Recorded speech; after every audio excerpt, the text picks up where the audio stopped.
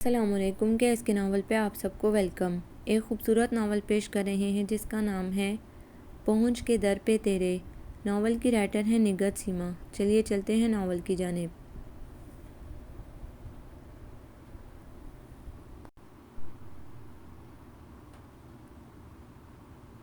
دن بیتا ہو گئی شام، چل کر لے رین بسیرا، پنچھی رے پنچھی رے۔ ٹیپ ریکارڈر پورے زوروں سے بج رہا تھا۔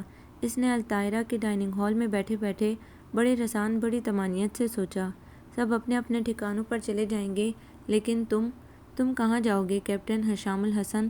تمہارا بھلا کون ہے اس دنیا میں؟ ایک دن الطاہرہ کے خوبصورت کمرے خالی ہو جائیں گے، ان کی جگہ نئے جوڑے آ جائیں گے، یوں ہی آنے جانے کا چکر چلتا رہے گا، لیکن تم یوں ہی اداس اور تنہا رہ جاؤ گے۔ اس نے اپنی کونیاں سفید پتھر کی چمکیلی میز پر ٹیک دیں اور ہولے ہولے گنگنانے لگا۔ دن بیتا ہو گئی شام، چل کر لے رین بسیرا۔ ڈائننگ ہال اس وقت تقریباً خالی تھا۔ اکا دکا میزوں پر کچھ لوگ بیٹھے قہوے سے شغل کر رہے تھے، وہ بھی زیادہ تر الطاہرہ کے کرایہ دار تھے۔ دو مصری رقاصائیں زور زور سے قہقہے لگاتی اس کے قریب سے گزری تو وہ چونک کر سیدھا ہو گیا اور شیشوں سے باہر دیکھا۔ آج موسم بہت خوشگوار تھا، ٹھنڈی ٹھنڈی ہوا چل رہی تھی۔ الطاہرہ کے زیادہ تر مکین باہر لان میں اس ٹھنڈی ہوا سے لطف اندوز ہو رہے تھے۔ وہ انڈین جوڑا جنہیں وہ اکثر دیکھتا رہتا تھا، کبھی ڈائننگ ہال میں، کبھی گیلری میں، کبھی بال روم میں اور کبھی گیمز روم میں، اس وقت شیشوں سے صاف نظر آ رہا تھا۔ لڑکی کونیوں کے بل گاز پر لیٹی ہوئی تھی۔ لڑکی کی عمر زیادہ سے زیادہ 16-17 برس کی ہوگی، جبکہ مرد کسی بھی طرح 40-45 سے کم کا نہیں تھا، مگر دونوں بے حد خوش دکھائی دیتے تھے۔ اس وقت بھی لڑکی کسی بات پر زور زور سے ہنس رہی تھی اور مرد زمین پر بکھرے ہوئے کیسٹوں کو دیکھ رہا تھا۔ کیسٹ تبدیل کرنے سے پہلے اس نے لڑکی کی طرف دیکھا اور کچھ کہا۔ جواب میں لڑکی نے نفی میں سر ہلا دیا۔ تب اس نے ہاتھ میں پکڑی ہوئی کیسٹ نیچے رکھ دی اور لڑکی کی منتخب کی ہوئی کیسٹ لگا دی۔ بے حد شوق سی دھن تھی۔ جینا بھی کیا ہے جینا تیری آنکھوں کے بنا، تیرے ہونٹوں کے بنا۔ لڑکی یوں ہی کونیوں کے بل لیٹے لیٹے شوق نظروں سے مرد کو دیکھنے لگی۔ شاید گیت کے بولوں کے ساتھ ساتھ اس کے ہونٹ بھی ہل رہے تھے۔ بعض لوگ دنیا میں کتنے خوش، کتنے سکھی اور شانت رہتے ہیں، باوجود اس کے کہ جیسے یہ نوعمر لڑکی اس سدھڑ عمر مرد کے ساتھ اتنی بے تحاشا خوش ہے۔ اس کا دل چاہا وہ اس سے کہے، ننھی لڑکی، اپنی ان بے تحاشا خوشیوں میں سے تھوڑی سی خوشی مجھے بھی ادھار دے دو کہ مجھے اس طرح ہنسے برسوں بیت گئے ہیں، اور میرا بھی دل چاہتا ہے کہ کبھی میں اسی طرح ہنسوں، بے تحاشا، ہر غم و فکر سے آزاد ہنسی۔ اور یہ لڑکی کتنی خوبصورت ہے، جبکہ مرد کچھ اتنا زیادہ خوبصورت بھی نہیں، اور اس کی لمبی گھنی پلکوں والی سیاہ چمکتی آنکھیں بالکل معصومہ ذیشان کی طرح ہیں۔ اوہ کیپٹن حشام الحسن، تم اسے کبھی نہیں بھول پاؤ گے، کبھی نہیں۔ اور اب جب کہ تم اس بے حد پیاری اور نازک سی ہندو لڑکی کے بارے میں سوچ رہے تھے، یہ معصومہ ذیشان جانے کہاں سے کود آئی، اور معصومہ کا تصور تو ہر لمحہ اس کے ساتھ رہتا تھا۔ ہر لڑکی میں اسے معصومہ کی جھلک دکھائی دیتی تھی، حتیٰ کہ رات کو الطاہرہ کے اسٹیج پر رقص کرتی ہوئی وہ موٹی گردن اور چھوٹے قد والی مصری رقاصہ جب ہنستی تو اس کے رخساروں میں پڑنے والے ڈمپل اسے معصومہ ذیشان کی یاد دلا دیتے تھے۔ معصومہ ذیشان جس کے بارے میں اس نے ادھر ادھر سے ہزاروں باتیں سن رکھی تھیں، پریشان کر دینے والی باتیں، جن سے معصومہ کا تصور کرتے ہی اسے بڑی نفرت سی محسوس ہوتی تھی۔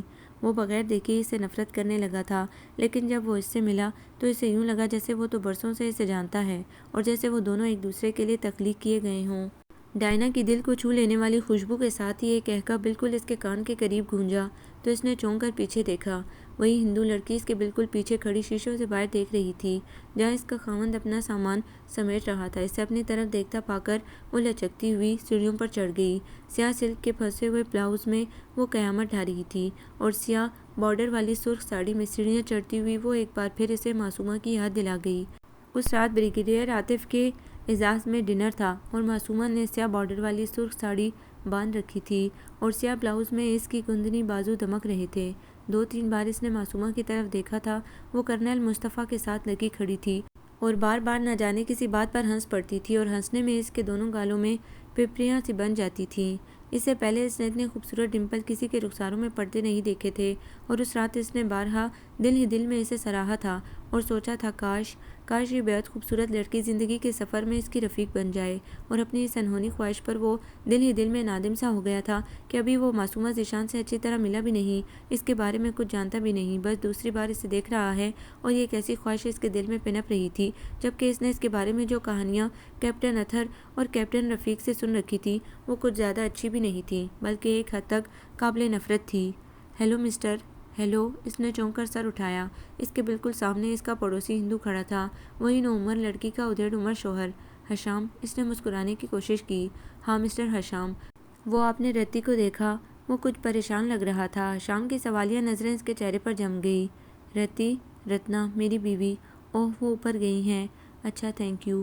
میں نے سمجھا وہ خفا ہو گئی ہے، دراصل اسے میرا انتخاب پسند نہیں آ رہا تھا۔ میرے پاس زیادہ تر اداس دھنوں والے گیت ہیں اور اسے شوق گیت پسند ہیں۔ کیا آپ کے پاس کچھ انڈین کیسٹ ہیں؟ شوق دھنوں والے؟ سوری مسٹر شنکر کمار، وہ مسکرایا۔ ہاں مسٹر شنکر، مجھے دراصل گیتوں سے کوئی دلچسپی نہیں ہے۔ میرے پاس بہت بڑا ذخیرہ ہے، سہگل سے لے کر جگجیت اور چترا سنگھ تک، اور پرانے ریکارڈ بھی موجود ہیں، اختری بائی اور نسیم اختر کے۔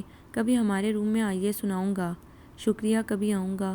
رتنا اب فیروزی بنارسی ساڑی باندھے تازہ میک اپ کے ساتھ نیچے اتر رہی تھی۔ مرد اس کی طرف بے قراری سے لپکا اور پھر وہ دونوں ہاتھوں میں ہاتھ ڈالے باہر نکل گئے۔ معصومہ پر فیروزی رنگ کس قدر کھلتا تھا، اس کی بے حد سفید رنگت اور بھی سفید لگنے لگتی تھی۔ ایک بار اس نے کہا تھا، خدا کے لیے سومی، یہ رنگ پہن کر میرے سامنے نہ آیا کرو، میں تو پاگل ہونے لگتا ہوں، دل چاہتا ہے کہ تمہیں بس سالم کا سالم نگل جاؤں۔ اور وہ ہنس دی۔ تم تو پہلے سے ہی پاگل تھے شام۔ ہرگز نہیں، یہ پاگل پن تو تمہیں دیکھتے ہی اٹھ کر آتا ہے۔ اوہ میرے خدا، تم میرا پیچھا کیوں نہیں چھوڑ دیتی سومی؟ اس نے دونوں ہاتھوں سے سر تھام لیا اور بیتی یادیں باری باری اس کے ذہن و دل کے دروازوں پر دستک دینے لگیں۔ آفیسرز کلب کے ہال کے باہر کھڑا وہ میجر سلیمان کا انتظار کر رہا تھا۔ ہال کے اندر سے پاپ میوزک کی تیز لہریں اٹھ اٹھ کر باہر آ رہی تھیں۔ توبہ! اس نے اپنی لمبی ناک کو ناگواری سے سکیڑا۔ یہ بھی کوئی موسیقی ہے؟ چیختی چلاتی ہوئی۔ موسیقی تو مدھم ہولے ہولے سروں میں روح میں اتر جانے والی شے ہے، نہ یہ کہ خواہ اچھلنے کودنے کو دل چاہے۔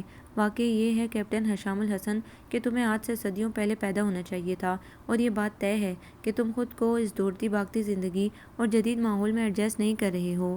اس نے اپنے آپ سے کہا اور دو چار قدم پیچھے ہٹ کر میجر سلیمان کو دیکھا جو کار لاک کرنے کے لیے رک گئے تھے۔ اس تیز چیختی موسیقی سے اس کے سر میں درد سا ہونے لگا تھا۔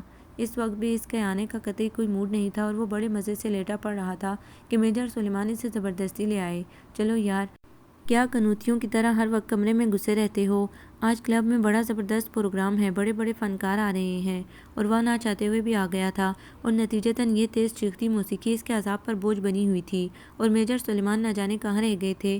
اس نے اپنی لمبی ناک کو ایک بار پھر ناگواری سے سکیڑا۔ تبھی میجر سلیمان آتے دکھائی دیے۔ معاف کرنا یار، وہ ملک صاحب مل گئے تھے، وہی پرانا دکھڑا کہ بیوی ناراض ہے، کیسے راضی کروں؟ ایک ہفتے سے میکے گئی ہوئی ہے، انہوں نے ہنستے ہوئے بتایا۔ مہینے میں 3.5 ہفتے تو وہ میکے میں ہی رہتی ہے، اور بقیہ دن دونوں کے درمیان جھگڑا ہی ہوتا رہتا ہے۔ عجیب ہے یہ دونوں بھی۔ ملک صاحب، اس نے سوالیہ نگاہوں سے میجر سلیمان کی طرف دیکھا۔ ہاں یار شامی، وہی اپنے ملک صاحب، نگینہ بیکری والے۔ اوہ اچھا۔ حشام کے ہونٹوں پر بھی مسکراہٹ آ گئی اور پھر وہ دونوں ہنستے ہوئے ہال میں داخل ہو گئے۔ اندر کئی جانے پہچانے چہرے نظر آ رہے تھے۔ بحرہ مشروب کے گلاس لیے گم رہا تھا۔ وہ دونوں ہی ایک طرف پڑی کرسیوں پر بیٹھ گئے۔ ویسے یار، کون رہا ہے؟ میرا خیال ہے پرویز مہدی ہیں، آئرن پروین ہیں، مہدی حسن ہیں، بہت لوگ ہیں۔ اچھا۔ حشام نے ادھر ادھر نگاہ دوڑائی۔ کب تک پروگرام شروع ہوگا؟ غالباً 9 بجے کے بعد ہی ہوگا، اور اتنی دیر ہم یہاں بیٹھ کر کیا مکھیاں ماریں گے؟ نہیں، بلکہ کچھ اور بھی کر سکتے ہیں، میجر سلیمان نے مسکرا کر کہا۔ مثلاً؟ حشام نے بھویں اچکائی۔ کوئی کھیل؟ موڈ نہیں؟ تو پھر چلیں دیکھیں کرنل خاور کی برج کیسے جا رہی ہے۔ ملک صاحب بتا رہے تھے شام سے کھیل ہو رہا ہے۔ وہ دونوں اٹھ کر ملحقہ ہال میں آ گئے۔ یہاں لوگ مختلف گیمز میں مصروف تھے۔ وہ دونوں بھی کرنل خاور کی ٹیبل پر چلے آئے۔ ہیلو کرنل صاحب، کیسے جا رہے ہیں؟ سو کرنل خاور نے ان کی طرف دیکھے بغیر جواب دیا اور اپنے پتے دیکھنے لگے۔ حشام کا دل کہیں بھی نہیں لگ رہا تھا۔ وہ اب بھی دل ہی دل میں افسوس کر رہا تھا کہ وہ خواہ ہی آ گیا ہے۔ اس کا ذہن ناول کے کرداروں میں الجھا ہوا تھا۔ ذرا سی دیر کے لیے وہ ارد گرد سے بے خبر ہو گیا۔ تبھی کسی نے بڑی گرم جوشی سے میجر سلیمان کو ہیلو کہا تو اس نے چونک کر دیکھا۔ وہ اس کے بالکل سامنے کھڑی تھی۔ کیا کوئی عورت اتنی بے تحاشا خوبصورت بھی ہو سکتی ہے؟ اتنا مکمل حسن؟ وہ مسحور سا ہو کر اسے دیکھنے لگا۔ بہت دنوں بعد دکھائی دیے میجر، کہاں تھے؟ کتنی نغمگی تھی آواز میں۔ حشام نے دل ہی دل میں اس کے حسن کو سراہا۔ کہیں نہیں، بس یوں ہی کلب نہ آ سکا۔ ان سے ملو، یہ میرے دوست ہیں کیپٹن حشام، پہلے تو کبھی دکھائی نہیں دیے۔ ہاں، چند دن قبل ہی کھاریا سے آئے ہیں، میجر سلیمان نے وضاحت کی۔ اور یہ ہے معصومہ ذیشان۔ اوہ نہیں، بے ساختہ اس کے منہ سے نکلا اور پھر خود ہی نادم سا ہو گیا۔ سوری، آپ کو میرے نام پر اختلاف ہوا یا میری شخصیت پر؟ بہر ٹھہرے ٹھہرے لہجے میں پوچھا گیا اور خوبصورت آنکھیں اس کے چہرے کو تکنے لگیں۔ وہ سٹپٹا گیا۔ معاف کیجیے گا، میرا دھیان کہیں اور تھا۔ کیا واقعی؟ اس کے ہونٹوں پر مدھم سی مسکراہٹ آ کر معدوم ہو گئی۔ حشام نے نگاہیں جھکا لیں۔ دراصل کیپٹن حشام بڑے آدم بیزار قسم کے شے ہیں۔ اس وقت بھی ان کو زبردستی بستر سے اٹھا کر لایا ہوں۔ دھیان یقیناً اس ناول کی طرف ہوگا جو یہ پڑھ رہے تھے۔ یہ آدم بیزاری کس لیے؟ وہ ان کے قریب ہی کرسی کھینچ کر بیٹھ گئی۔ میرے خیال میں کتابیں بہترین دوست ہوتی ہیں۔ کبھی انسانوں کو بھی آزما کر دیکھیے، کیا خبر وہ کتابوں سے اچھے دوست ثابت ہوں۔ بہت آزمایا، وہ بے اختیار کہہ گیا، اور ہمیشہ دکھ سہا۔ کبھی ہمیں بھی آزمائیے۔ اب وہ براہ راست اس کی آنکھوں میں دیکھ رہی تھی۔ مزید دکھ سہنے کا حوصلہ نہیں۔ حشام کی ساری بیزاری ختم ہو گئی تھی اور وہ بڑی مشتاق نظروں سے اسے دیکھ رہا تھا۔ مردوں کے حوصلے تو بڑے بلند ہوتے ہیں، لیکن آپ، اس کی آنکھیں شوخی سے چمک رہی تھیں۔ دوستوں کے خلوص کا ڈسا ہوا ہوں مس، سو پھونک پھونک کے قدم رکھتا ہوں۔ میجر سلیمان ہونکوں کی طرح منہ اٹھائے ان دونوں کی طرف دیکھ رہے تھے، جو کچھ عجیب رمزیہ گفتگو کر رہے تھے۔ وہ دوست نہیں ہوں گے؟ وہ بدستور مسکرا رہی تھی۔ دعویٰ تو دوستی کا ہی تھا۔ جھوٹا ہوگا شاید، مگر جھوٹ اور سچ کو پرکھنے کا کوئی پیمانہ میرے پاس نہ تھا۔ دیکھنے والی آنکھ ہونی چاہیے۔ سامنے دوست ہوں تو آنکھیں اندھی ہو جاتی ہیں، اور زہر بھی بخوشی پینے کو جی چاہتا ہے۔ اچھا، اس نے اچھا کے لفظ کو لمبا کرتے ہوئے کہا۔ یقین نہیں آتا، آزما لیجیے۔ بخدا دوستی کے پردے میں زہر بھی دیجیے گا تو آنکھیں بند کر کے پی لوں گا۔ تو پہلے ہماری دوستی ہو جائے، اس کے بعد زہر پلانے کا سوچیں گے۔ اس نے ہنستے ہوئے اپنا ہاتھ آگے بڑھایا، چھوٹا سا سفید مومی انگلیوں والا ہاتھ۔ حشام اپنا ہاتھ آگے بڑھاتے ہوئے جھجک گیا۔ اسے کیپٹن رفیق اور کیپٹن اطہر کی باتیں یاد آ گئیں، اور اس کے اندر کڑواہٹ سی گھل گئی۔ کیپٹن اطہر نے اسے بتایا تھا کہ معصومہ ذیشان ایک فلرٹ لڑکی ہے، اور یہ کہ میس میں نہ جانے کتنے اس کے تیر نظر کے زخمی پڑے ہیں، اور ایسے ہی بے شمار باتیں۔ کس سوچ میں پڑ گئے آپ؟ اس نے اس کے خوبصورت ہاتھ کو دیکھا، جس کی دوسری انگلی میں خوبصورت انگوٹھی تھی، جس میں یاقوت اور موتی جڑے تھے، اور خوبصورتی سے تراشے ہوئے ناخنوں پر میرون رنگ کی نیل پالش لگی تھی۔ میں سوچ رہا تھا، آپ تو راستہ بدل جائیں گی اور میں بے موت مارا جاؤں گا۔ کیوں؟ آپ کو یہ گمان کیوں گزرا؟ اس نے اپنے بڑے ہوئے ہاتھ کو میز پر رکھ دیا اور سوالیہ نظروں سے دیکھا۔ میں نے سنا ہے آپ ہاتھ تھام کر چھوڑ دینے اور دوستیاں بدل لینے کی قائل ہیں۔ بالکل۔ غیر ارادی طور پر اس کے ہونٹوں سے پھسل پڑا اور پھر وہ خود ہی نادم سا ہو گیا۔ اس نے شرمندگی سے اس کی طرف دیکھا تو لمحے بھر کے لیے اسے یوں لگا جیسے اس کی چمکتی ہوئی آنکھوں کی روشنی بجھ سی گئی ہو، لیکن دوسرے ہی لمحے اس نے زور سے قہقہ لگایا، اتنی زور سے کہ کرنل خاور اور کئی دوسرے لوگ چونک کر اسے دیکھنے لگے۔ زور سے ہنسنے کی وجہ سے اس کی آنکھوں کے گوشے نم ہو گئے تھے۔ اس نے اپنی آنکھوں کو صاف کرتے ہوئے اس کی طرف دیکھا۔ تو آپ مشروط دوستی کے قائل ہیں، لیکن کیپٹن حشام الحسن، دوستی ہر شرط اور غرض سے بالاتر ہونی چاہیے۔ وہ یکدم ہی کھڑی ہو گئی۔ شاید آپ نہیں جانتے کہ کبھی کبھی انسان راستے تبدیل کرنے میں مجبور بھی ہو جاتا ہے، اور ہاتھ تھام کر چھوڑنا بھی پڑتا ہے۔ اس کی سیاہ گھنی لمبی پلکوں والی خوبصورت آنکھیں پھر دھواں دھواں سی لگنے لگی تھیں۔ سوری مس، حشام نے کچھ کہنا چاہا تھا، لیکن وہ بڑی تیزی سے مڑ گئی تھی، اور وہ بے حد نادم سا اسے جاتے دیکھتا رہا تھا۔ یہ سب کیا تھا حشام؟ میجر سلیمان نے اس کے کندھے پر ہاتھ رکھا۔ یہ تم دونوں کیا گفتگو کر رہے تھے؟ کچھ نہیں، بس یوں ہی۔ اس کی آواز کی نغمگی اور ترنم ابھی تک اس کے کانوں میں رس گھول رہا تھا۔ اس اتنی بے تحاشا حسین لڑکی کی آواز بھی کتنی خوبصورت تھی، اور اسے باتیں کرنے کا فن آتا تھا۔ دیکھو شام، یہ معصومہ بڑی فلرٹ لڑکی ہے۔ ریئلی بلیو می، یقین کرو یہ سچ ہے۔ اس کی باتوں میں نہ آنا، کہیں دل لگی میں جان سے ہی نہ چلے جاؤ۔ اس نے چھوٹا سا قہقہ لگایا۔ اس کی بے تحاشا خوبصورتی سے خوف آتا ہے، پتہ ہے، میں تو جب بھی اس سے ملتا ہوں نا تو فوراً جلال تو کا ورد کرتے ہوئے سلمیٰ کے بارے میں سوچنے لگتا ہوں کہ مجھے سلمیٰ سے کتنی محبت ہے، اور اسے حاصل کرنے کے لیے میں کتنے محاذوں پر لڑا ہوں۔ کیوں؟ کیا تمہیں خود پر اعتماد نہیں؟ حشام نے پوچھا۔ ہے تو صحیح۔ اس نے مسمسی سی شکل بنائی۔ وہ اتنی خوبصورت ہے کہ اسے دیکھتے ہی دل خواہ مخواہ دھڑکنے لگتا ہے۔ خوبصورت اور حسن ہی تو سب کچھ نہیں ہوتا شاید، میجر سلیمان نے بے یقینی سے کہا، اور کرنل خاور کی طرف متوجہ ہو گئے۔ ہاں، شاید حسن اور خوبصورتی سب کچھ نہ ہونے کے باوجود بھی بہت کچھ ہوتا ہے، جبھی تو وہ اس کے جانے کے بعد اتنی بے چینی محسوس کر رہا تھا۔ شاید وہ خفا ہو گئی ہے۔ اس نے سوچا، مجھے ایسی بات نہیں کہنی چاہیے تھی، لیکن یہ زبان، مجھے اس سے معافی مانگ لینی چاہیے۔ اس نے سوچا، اور پھر سارا وقت اس کی نظریں ادھر ادھر اسے ہی کھوجتی رہیں، لیکن وہ کہیں نظر نہ آئی، شاید واپس چلی گئی تھی۔ وہ غیر ارادی طور پر اس کے متعلق سوچتا رہا، حتیٰ کہ وہ جو صرف مہدی حسن کو سننے کے لیے آیا تھا، اسے پتہ بھی نہ چلا کہ کب مہدی حسن گا کر چلے بھی گئے۔ جب بے تحاشا تالیوں کی گونج میں ونس مور کا شور مچا تو وہ چونکا۔ اوہ، وہ لڑکی جس سے کچھ دیر پہلے تک اس نے نفرت اور کراہیت سی محسوس کی تھی، ذرا سی دیر کے لیے اسے اپنا جلوہ دکھا کر دنیا و مافیا سے بے خبر کر گئی تھی۔ مجھے تمہاری حالت کچھ ٹھیک نہیں لگتی شام۔ واپسی پر میجر سلیمان نے تشویش سے اسے دیکھا۔ کیوں، کیا ہوا ہے مجھے؟ ابھی تو کچھ نہیں ہوا، لیکن مستقبل میں کچھ ہونے کا امکان ہے۔ کیا؟ وہی جو میر تقی میر کو ہوا تھا، اور جو… اوہ نان سینس یار شامی، تم میرے دوست ہی نہیں کزن بھی ہو، اس لیے میں تمہیں متنبہ کرتا ہوں کہ معصومہ ذیشان سے بچ کر رہنا۔ تمہارا کیا خیال ہے میجر سلیمان کہ میں دل ہتھیلی پر لیے پھرتا ہوں؟ نہیں میرے بھائی، اب ایسی بھی کوئی بات نہیں ہے۔ اوہ گاڈ، تیرا شکر ہے۔ میجر سلیمان نے آسمان کی طرف منہ کرتے ہوئے شکر ادا کیا۔ ویسے یار تم نے مجھے پہلے ہی بتا دیا ہوتا، میں خواہ اتنی دیر سے پریشان ہو رہا تھا، اور کوئی ہزار بار تو میں نے جل تو جلال تو پڑھ کر پھونکے ماری تھی۔ اور حشام بے ساختہ ہنس دیا، اور کچھ دیر کے لیے معصومہ کا خیال اس کے ذہن سے نکل گیا، اور وہ اس میوزک پروگرام پر ڈسکس کرنے لگے۔ پھر کئی دن گزر گئے، وہ کہیں آیا گیا نہیں، لیکن اپنے کمرے میں لیٹے لیٹے کئی بار معصومہ ذیشان اس کے تصور میں چلی آئی تھی، اور اس نے پریشان سا ہو کر کتاب رکھ دی۔ حالانکہ وہ جب کچھ پڑھ رہا ہوتا تھا تو ہر چیز سے غافل ہو جاتا تھا، لیکن معصومہ کے تصور نے کئی بار اسے ڈسٹرب کیا، تو مضطرب سا ہو کر اس نے میجر سلیمان کو فون کیا۔ ہیلو ہیلو بھائی، کہاں چھپ گئے ہو؟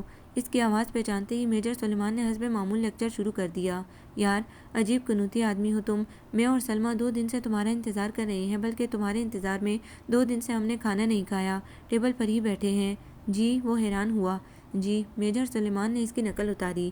شاید آپ کو یاد نہیں رہا کیپٹن حشام الحسن صاحب کہ پرسوں کلب سے واپسی پر میں نے آپ کو اگلے دن لنچ پر مدعو کیا تھا، اور جناب نے آنے کا وعدہ کیا تھا، اور… oh I am sorry, really I am very sorry Suleman بھائی، مجھے بالکل خیال ہی نہیں رہا۔ دراصل ان دنوں کچھ بڑی اچھی کتابیں مل گئی ہیں۔ کتابیں انسانوں سے اہم نہیں ہوتی حشام، میجر سلیمان نے قدر افسردگی سے کہا۔ تمہیں تو پتہ ہے کہ سلمہ تم سے ملنے کی کس قدر شائق ہے، کہ تم اس کے واحد سسرالی رشتہ دار ہو جس سے ملنے کا شرف اسے حاصل ہو رہا ہے، اور تمہارے نہ آنے سے اسے کسی قدر مایوسی ہوئی ہوگی، اور مجھے کتنی شرمندگی۔ سلیمان بھائی بس اب کوئی معذرت نہ کرنا، انہوں نے اپنے مخصوص شگفتہ انداز میں کہا۔ یہ بتاؤ کس لیے فون کیا تھا؟ فون؟ ہاں فون، وہ دراصل معصومہ ذیشان نے تو ڈسٹرب نہیں کر رکھا؟ میجر سلیمان بھی بلا کے ذہین تھے۔ نہیں نہیں، وہ سٹپٹا گیا، میں نے تو یوں ہی خیریت معلوم کرنے کے لیے فون کیا تھا۔ اڑو مت یار، لیکن اس سے دور دور ہی رہنا، سنا ہے اس کے کانٹے کا کوئی علاج نہیں۔ میں اس کے بارے میں کچھ اور جاننا چاہتا ہوں۔ مثلاً کیا؟ میجر سلیمان نے پوچھا۔ یہی کہ اس کے متعلق یہ سب کچھ کیوں مشہور ہوا، اور اس میں کتنی حقیقت ہے؟ معلوم نہیں، مجھے تو کیپٹن اتھر نے ہی بتایا تھا کہ وہ فلرٹ ٹائپ لڑکی ہے، سنا ہے کسی زمانے میں اس کا کیپٹن اتھر کے ساتھ افیئر چلتا رہا ہے۔ اسے بھی تو کیپٹن اتھر نے ہی بتایا تھا۔ کیا خبر یہ سب کیپٹن کی اپنی ذاتی رائے ہو سکتا ہے محض انتقامی جذبہ۔ حشام نے سوچا۔ ہیلو بندہ خدا، کس بات میں الجھ گئے ہو؟ چھوڑو ایسی لڑکیوں کا کیا بھروسہ۔ ہاں سنو، یہ سلمہ میرے پاس کھڑی زبردست گلہ کر رہی ہے۔ اب بتاؤ کب آ رہے ہو؟ ابھی سلیمان بھائی، آپ گھر پر ہی ہیں نا؟ کیا نمبر بتایا تھا آپ نے؟ موسٹ ویلکم یار، میجر سلیمان خوش ہو گئے۔ تم آؤ یار، میں باہر سڑک پر کونے والے کولڈ اسپاٹ کے پاس تمہارا انتظار کرتا ہوں، کم آن۔ اور وہ معصومہ کے متعلق سوچتا ہوا میجر سلیمان کے پاس جانے کے لیے تیار ہونے لگا۔ جانے کیوں، جب سے اس نے معصومہ کو دیکھا تھا اور اس سے باتیں کی تھی، اس کے متعلق سنی ہوئی ساری باتیں اسے جھوٹ لگنے لگی تھیں۔ وہ ایسی ہرگز نہیں لگتی تھی، وہ تو بڑی منفرد اور مختلف لگ رہی تھی۔ میجر سلیمان حسب وعدہ کولڈ اسپاٹ پر کھڑے تھے۔ اس نے جیپ ان کے قریب روکی تو وہ بڑی گرم جوشی سے ملے۔ سچی بات تو یہ ہے کہ مجھے یقین نہیں تھا کہ تم آؤ گے۔ میں سلمہ سے کہہ رہا تھا کہ اگر آتے آتے کسی کتاب نے اسے آواز نہ دے لی تو وہ ضرور آئے گا۔ شرمندہ تو نہ کریں بھائی۔ اچھا چلو میں راستہ بتاتا ہوں۔ وہ اس کے قریب ہی بیٹھ گئے۔ حشام کو سلمہ بھابھی بہت اچھی لگی، بےحد مخلص اور محبت کرنے والی۔ سلیمان بھائی، آپ کسی دن بھابھی کو لے کر چلیں نا گھر۔ کیسے چلوں یار؟ ڈیڈی نے کہا تھا کہ اگر میں نے گھر میں قدم رکھا تو وہ فوراً اپنے آپ کو شوٹ کر لیں گے۔ وہ ہولے سے ہنسے۔ اگر وہ مجھے شوٹ کرنے کی دھمکی دیتے تو بخدا رسک لے لیتا، لیکن… حشام افسردہ ہو گیا۔ میجر سلیمان اس کے فرسٹ کزن تھے اور سلمہ سے شادی کرنا چاہتے تھے، لیکن انکل نے انہیں اس کی اجازت نہیں دی تھی، اور پھر مسلسل 4 سال تک وہ انہیں منانے کی کوشش کرتے رہے، اور بالآخر جب سلمہ کے والدین مزید انتظار نہ کر سکے تو میجر سلیمان نے سلمہ سے شادی کر لی تھی، جس کی وجہ سے تمام خاندان سے کٹ کر رہ گئے تھے۔ کیپٹن حشام سے بھی اچانک یہاں میس میں ملاقات ہوئی تھی۔ یار کس سوچ میں پڑ گئے۔ میں انکل سے ایک بار بات کروں گا سلیمان بھائی۔ اچھا بابا، میجر سلیمان نے کہہ کر لگایا۔ چھوڑو اسے، میں خواہ مخواہ اداس ہونے لگتا ہوں، ویسے جائے عبرت ہے نا۔ وہ پھر ہنسے۔ تمہیں بھی سبق سیکھ لینا چاہیے، اس لیے کہ تمہارے پاپا اور میرے ڈیڈی کی رگوں میں ایک ہی خون دوڑ رہا ہے، مگر میں مستقبل کی بات کر رہا ہوں۔ ارد گرد حسینوں کا جھرمٹ ہو تو قدم بہک ہی جاتے ہیں، اور پھر باتیں کرتے کرتے نہ جانے کیسے معصومہ ذیشان کا ذکر آ نکلا۔ اے سلو، سنتے ہو اپنے شامی صاحب بھی معصومہ ذیشان کے متعلق متجسس ہو رہے ہیں؟ تو کیا ہوا، وہ ہے ہی اتنی پیاری کہ لمحہ بھر کو تو پلکیں چپکنا بھول جاتی ہے۔ سلمیٰ نے چائے کی پیالی حشام کی طرف بڑھاتے ہوئے غور سے دیکھا۔ ویسے حشام اور معصومہ کی جوڑی، رحم کرو بیوی اس اکلوتے دیور کے چالزار پر۔ کہاں وہ فتنہ لڑکے اور کہاں یہ تمہارا شرمیلا جیمپلا سا دیور۔ میجر سلیمان بھی نئی نئی اصطلاحیں ایجاد کرتے رہتے تھے۔ کیوں، کیا خرابی ہے اس میں؟ سلمیٰ نے بھویں اچکائی۔ وہ کیپٹن اطہر اور رفیق جھوٹ بولتے ہیں، وہ جب معصومہ نے انہیں گھاس نہیں ڈالی تو خواہ مخواہ بدنام کرنے لگے۔ سلمیٰ اس کی سائڈ لے رہی تھی۔ وہ ہرگز بری لڑکی نہیں ہے حشام بھائی، بلکہ بے حد اچھی ہے، اور اگر آپ نہیں سلمیٰ بھابھی، ایسی کوئی بات نہیں ہے، میں تو صرف ایک بار اس سے ملا ہوں، حشام نے فوراً کہا۔ اچھا لیکن سلیمان تو چند دن سے آپ کی طرف سے یوں تشویش میں مبتلا تھے کہ میں سمجھی آپ گردن نہیں تو گھٹنے ضرور اس کے عشق میں مبتلا ہو چکے ہیں۔ میجر سلیمان نے حسب معمول کہہ کر لگاتے ہوئے سلمیٰ کی بات کاٹی۔ ہاں تو آپ کی باتوں سے تو یہی ظاہر ہوتا ہے، دودھ کا جلا ہوں بی بی، چھاچھ بھی پھونک پھونک کر پیتا ہوں۔ رہنے دیجیے یہ پیش بندیاں، محبت منصوبے یا ارادے سے نہیں ہوتی۔ او اچھا، انہوں نے تمسخر سے اسے دیکھا۔ ہمیں تو خیال ہی نہیں رہا تھا کہ محترمہ اس میں ایکسپرٹ ہیں۔ کیوں میاں، کیا خیال ہے؟ محبت نے اچانک شب خون تو نہیں مار دیا؟ دیکھیے حشام بھائی، میں تو صرف اتنا جانتی ہوں کہ وہ بری لڑکی ہرگز نہیں ہے، اور کیپٹن اطہر، بس اب منہ زیادہ نہ کھلوائیں، خود انتہائی فلرٹ آدمی ہے، تو کیا اب اسے دیورانی بنا کر ہی چھوڑو گی؟ نہیں، مجھے تو بس عورتوں پر خواہ مخواہ کی الزام تراشی پسند نہیں ہے۔ آپ کو کیا پتہ عورت کتنی مجبور ہوتی ہے۔ ارے اپنی بیگم صاحبہ تو سنجیدہ ہو گئیں۔ سو یار یہ موضوع ختم۔ میجر سلیمان نے فوراً ہی موضوع ختم کرنے کا اعلان کرتے ہی ملک صاحب کا قصہ چھیڑ دیا، اور جب کھانا کھا کر شام کو وہ اپنے ٹھکانے پر لوٹا تو معصومہ کے پہلے والے تاثر میں کچھ فرق پڑ گیا تھا، اور وہ کسی حد تک سلمیٰ بھابھی کا ہم نوا ہو چکا تھا۔ یوں بھی کیپٹن اطہر اپنی بعض عامیانہ حرکتوں کی وجہ سے اسے کچھ زیادہ پسند نہیں تھا۔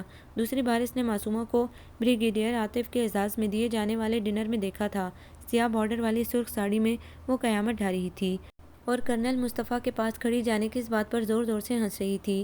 حشام کا دل یک بارگی دھڑک اٹھا تھا، اور وہ بالکل بے اختیار سا ہو کر اس کی طرف بڑھ گیا تھا۔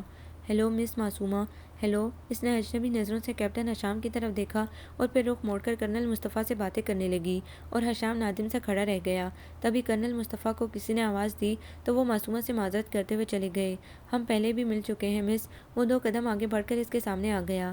شاید وہ بدستور اجنبیت برت رہی تھی۔ حشام کو یقین نہیں آ رہا تھا کہ یہ وہی کل والی معصومہ ذیشان ہے جس نے بغیر جان پہچان کے اتنی ڈھیر باتیں کر ڈالی تھیں۔ سنیے، میں غیر مشروط دوستی کے لیے تیار ہوں۔ اس نے اپنا ہاتھ آگے بڑھایا۔ لیکن یہ نہ بولیے گا کہ میں ہاتھ تھام کر چھوڑ دیا کرتی ہوں۔ اس کے لہجے میں ہلکی سی تلخی تھی، لیکن ہونٹوں پر بکھری مسکراہٹ نے حشام کو حوصلہ دیا۔ میں نے غیر مشروط دوستی کی پیشکش کی ہے۔ ریئلی؟ وہ ایک دم ہنس پڑی، اور اس نے اپنا ہاتھ آگے بڑھا دیا، جسے حشام نے بڑے خلوص سے ہولے سے دبا کر چھوڑ دیا۔ چلیے کہیں چل کر بیٹھتے ہیں، حشام نے کہا، اور پھر وہ دونوں ایک کونے میں 2 کرسیاں تلاش کر کے بیٹھ گئے۔ میرا خیال ہے ہم اچھے دوست ثابت ہوں گے۔ یہ آپ کا اپنا خیال ہے کیپٹن حشام، ہو سکتا ہے ایسا نہ ہو۔ نہیں مس، میں دوستی کو دنیا کے سارے رشتوں سے بلند سمجھتا ہوں اور اولویت دیتا ہوں، لیکن مرد اور عورت کی دوستی آپ بھول رہی ہیں۔ پہلی پیشکش آپ کی طرف سے ہوئی تھی۔ ہاں، اس لیے کہ مجھے واقعی ایک دوست کی ضرورت ہے، مخلص اور بے لوث، جس سے میں اپنے دل کی بات کہہ سکوں، اور جو مجھے سمجھ سکے، بالکل ایسے ہی جیسے میں ہوں، نہ اس سے کمتر اور نہ اس سے برتر۔ میں کوشش کروں گا کہ آپ کو سمجھ سکوں، بالکل ایسے ہی جیسی آپ ہیں، نہ اس سے کمتر اور نہ اس سے برتر۔ حشام نے سنجیدگی سے کہا۔ دعوے تو بہت لوگ کرتے ہیں، آپ بھی صحیح، آزمائش شرط ہے۔ وہ مسکرایا۔ تبھی کیپٹن اطہر اس کے پاس سے گزرتا ہوا لمحے بھر کو رک گیا۔ ہیلو کیپٹن حشام۔ ہیلو۔ کیپٹن حشام نے نظریں اٹھائیں۔ میجر سلیمان تمہیں تلاش کر رہے تھے، لیکن خیر میں انہیں بتا دیتا ہوں کہ تم یہاں۔ اس نے ایک نظر معصومہ کے چہرے پر ڈالی، جس کا رنگ لمحے بھر کو بدل گیا تھا۔ مصروف ہو؟ پھر وہ تیزی سے آگے بڑھ گیا۔ اوہ آپ جائیں میجر سلیمان، وہ میرے کزن ہیں، اور میں بھی انہی کے پاس سے آ رہا ہوں، اور یہ کیپٹن اطہر نے یوں ہی کہہ دیا ہے، مقصد محض مجھے جتانا تھا۔ کیا؟ اس نے بھویں اچکائی۔ یہی کہ اس نے مجھے دیکھ لیا ہے۔ ہاں، اور کل ہی سارے میس میں مشہور ہوگا کہ معصومہ ذیشان اور کیپٹن حشام۔ تو کیا کیپٹن اطہر ایسے ہی ہیں؟ اس سے بھی کہیں آگے کی چیز ہے۔ اس کے چہرے کے رنگ پھیکے پڑ گئے تھے۔ لیکن آپ کیوں پریشان ہو گئے ہیں؟ اگر آپ کسی قسم کے اسکینڈل سے ڈرتے ہیں تو پلیز۔ نہیں مس معصومہ، حشام نے اس کی بات کاٹ دی۔ ابھی آپ مجھے جانتی نہیں ہیں۔ میں دوستی میں جان سے گزر جانے والا شخص ہوں، اور ابھی میں نے آپ کی طرف دوستی کا ہاتھ بڑھایا تھا۔ آپ مجھے ہمیشہ ایک مخلص اور اچھا دوست پائیں گی۔ میرا سینہ سمندر ہے اور آپ اپنے دل کی باتیں بلا تکلف مجھ سے کہہ سکتی ہیں۔ مجھ میں دوستوں کے دکھوں پر رونے کا حوصلہ ہے، اور میں ان کی خوشیوں میں خوش ہونے کا ظرف بھی رکھتا ہوں۔ میرے ہاتھ ان کے آنسو پونچھنے اور کرچیاں چننے کا فن جانتے ہیں، اور میں دوستی کی خاطر قربان ہونے اور قربانی دینے کے فلسفے پر یقین رکھتا ہوں، اور اپنے لفظوں پر قائم رہنا جانتا ہوں کہ بس ایک بار جسے دوست کہہ دیا کہہ دیا۔ وہ حیرت سے آنکھیں پھاڑے سے دیکھ رہی تھی، اور اس کے چہرے کا رنگ گلنار ہو رہا تھا۔ ریلی، کیا تم اسی دنیا کی مخلوق ہو کیپٹن حشام؟ جی، اسی دنیا کی۔ تب مجھے اس پر مغرور ہونا چاہیے کہ بالآخر مجھے ایک ایسا دوست مل ہی گیا جس کی خواہش میں کیا کرتی تھی۔ نہیں، ابھی نہیں، کیپٹن حشام نے تیزی سے کہا۔ ابھی کچھ وقت گزرنے دیجیے کہ اتنی جلدی کسی پر اعتماد نہیں کرنا چاہیے۔ ہاں، یہ بھی صحیح ہے۔ میں نے ہمیشہ اس لیے ٹھوکر کھائی ہے کہ میں نے اعتماد کرنے میں جلدی کی تھی، اور لوگ ویسے نہیں نکلتے تھے جیسے کہ وہ دکھائی دیتے تھے۔ یہ تو ہے، کیا پتہ میں بھی ویسا نہ ہوں جیسا ظاہر ہوتا ہوں۔ ہاں، ہو سکتا ہے، لیکن ایک بات بتاؤں، تم معاف کرنے میں دوستی میں تکلف کی قائل نہیں ہوں۔ نیور مائنڈ، تم بات مکمل کرو۔ تھینکس۔ ہاں، تو میں کہہ رہی تھی کہ تم پہلی نظر میں ہی اچھے لگے تھے، اور میں نے سوچا تھا کہ تم اچھے دوست بن سکتے ہو۔ تمہیں نہیں پتہ کیپٹن حشام، کبھی کبھی میں کتنی تنہائی محسوس کرتی ہوں، اور میرا کتنا دل چاہتا ہے کہ کوئی ہو اپنا، بالکل اپنا، بے غرض شخص، اور میں اس کے کندھے پر سر رکھ کر رو سکوں۔ لیکن کیوں معصومہ ذیشان؟ کیپٹن حشام نے پوچھا۔ بس یوں ہی، شاید اس لیے کہ میں اکیلی ہوں۔ میرا کوئی بہن بھائی نہیں ہے۔ ممی بچپن میں ہی فوت ہو گئی تھی، لیکن جب میں دوسراہٹ کی خواہش میں کسی کی طرف بڑھتی ہوں تو وہ اسے اور ہی معنوں میں لیتے ہیں۔ کیا خوبصورت ہونا جرم ہے؟ اوہ، کیپٹن حشام کسی حد تک سمجھ گیا تھا کہ وہ جو میس کے اندر اس کے متعلق اتنی کہانیاں مشہور تھیں۔ تو کیوں؟ میرے ڈیڈی مجھے بہت چاہتے ہیں۔ آپ کے ڈیڈی؟ کرنل اسلام واسطی۔ تم کرنل واسطی کی بیٹی ہو؟ ہاں، سلیمان نے ذکر ہی نہیں کیا، اور نہ ہی سلمیٰ بھابھی نے بتایا۔ سلمیٰ کون؟ میجر سلیمان کی مسز؟ ہاں، وہ تمہاری بہت تعریف کر رہی تھی۔ اچھا، وہ کسی بچے کی طرح خوش دکھائی دینے لگی۔ کیا کہتی تھی وہ؟ وہی تعریفیں کرتی تھی اور کیا، اور شوخی سے اسے دیکھنے لگا۔ تمہاری خوبصورتی کی اور تمہارے اخلاق کی۔ دراصل وہ خود بہت اچھی ہے نا، اس لیے، ورنہ یہاں تو میں نے ایک دن خود سنا تھا میجر آزاد کی مسز ترین سے کہہ رہی تھی کہ معصومہ خوبصورت تو ہے، لیکن وہ کچھ کہتے کہتے رک گئی۔ لیکن کیا؟ حشام نے سوالیہ نظروں سے اسے دیکھا۔ بس یہی کہ خوبصورت لڑکیاں فلرٹ ہوتی ہیں، لڑکوں کو پھانستی ہیں۔ اچھا، پھر تو تم نے مجھے بھی پھانس لیا۔ ہاں، اس نے کہکا لگایا، اور میری دعا ہے کہ میری دوستی کے جال میں تم ہمیشہ پھنسے رہو۔ آمین، حشام نے پورے خلوص سے کہا، اور وہ دونوں یوں ہی بلا وجہ ہنسنے لگے۔ اس روز ڈنر کے بعد وہ کرنل واسطی سے بھی ملا۔ اونچے لمبے گورے چٹے کرنل واسطی بڑے باوقار اور پرکشش شخصیت کے مالک تھے۔ ڈیڈی، یہ میرے دوست ہیں کیپٹن حشام، اس نے تعارف کرایا۔ کرنل واسطی نے تنقیدی نظروں سے اسے دیکھا۔ امید ہے بیٹے تم اسے مایوس نہیں کرو گے۔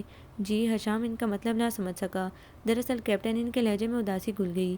اس کی ممی کی ڈیتھ کے بعد میں نے تنہا اس کی پرورش کی۔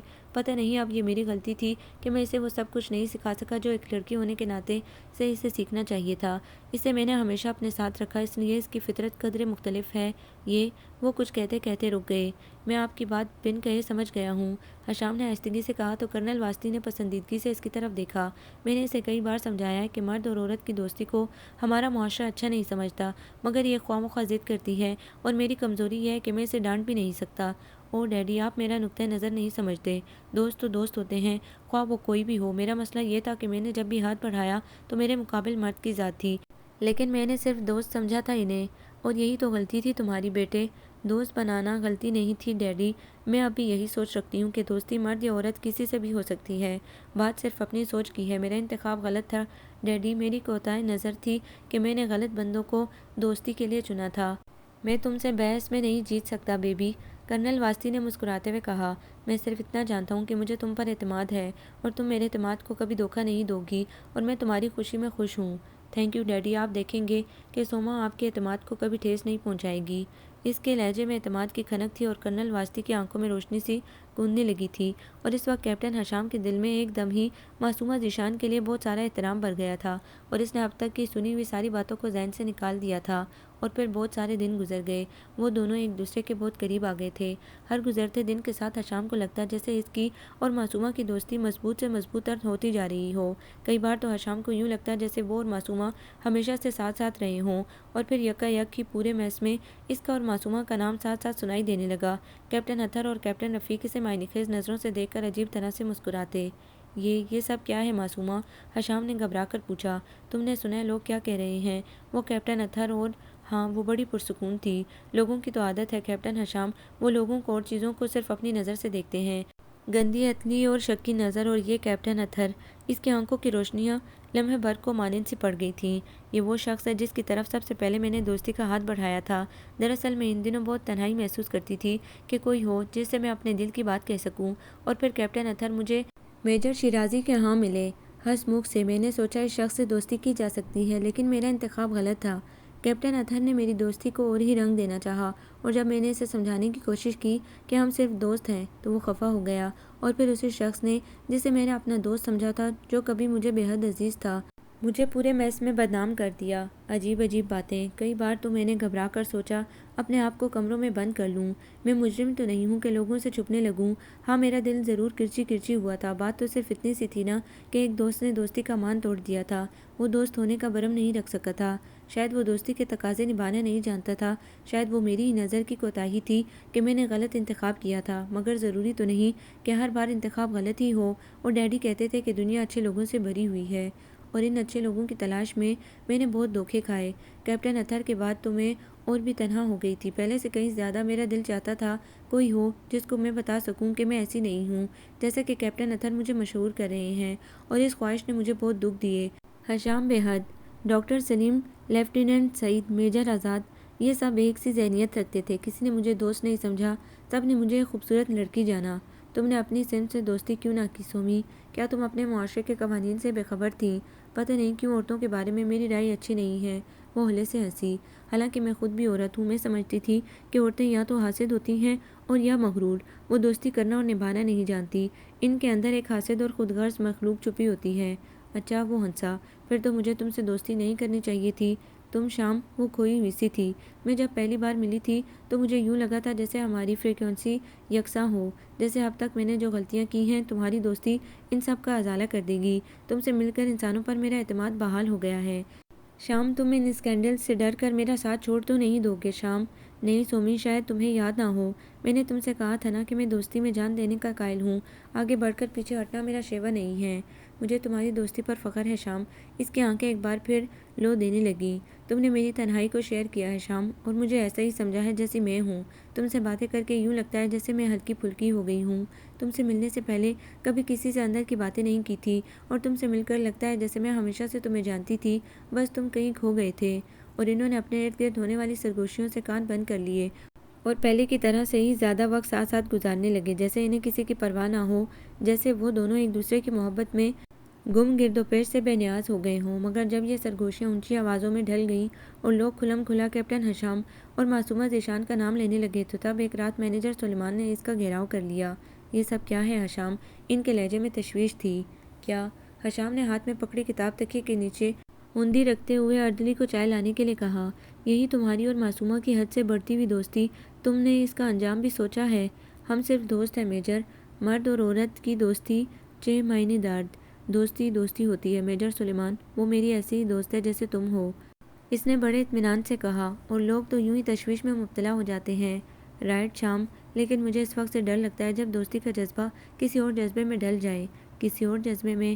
ہشام نے اپنے دل کو ٹٹولا، اور یہ کوئی اور جذبہ تو شاید پہلی ملاقات سے ہی اس کے کسی چور خانے میں پنپ رہا تھا، لیکن وہ اسے دبائے ہوئے تھا محض اس لیے کہ کہیں معصومہ ذیشان اس کے بارے میں کوئی غلط رائے قائم نہ کر لے۔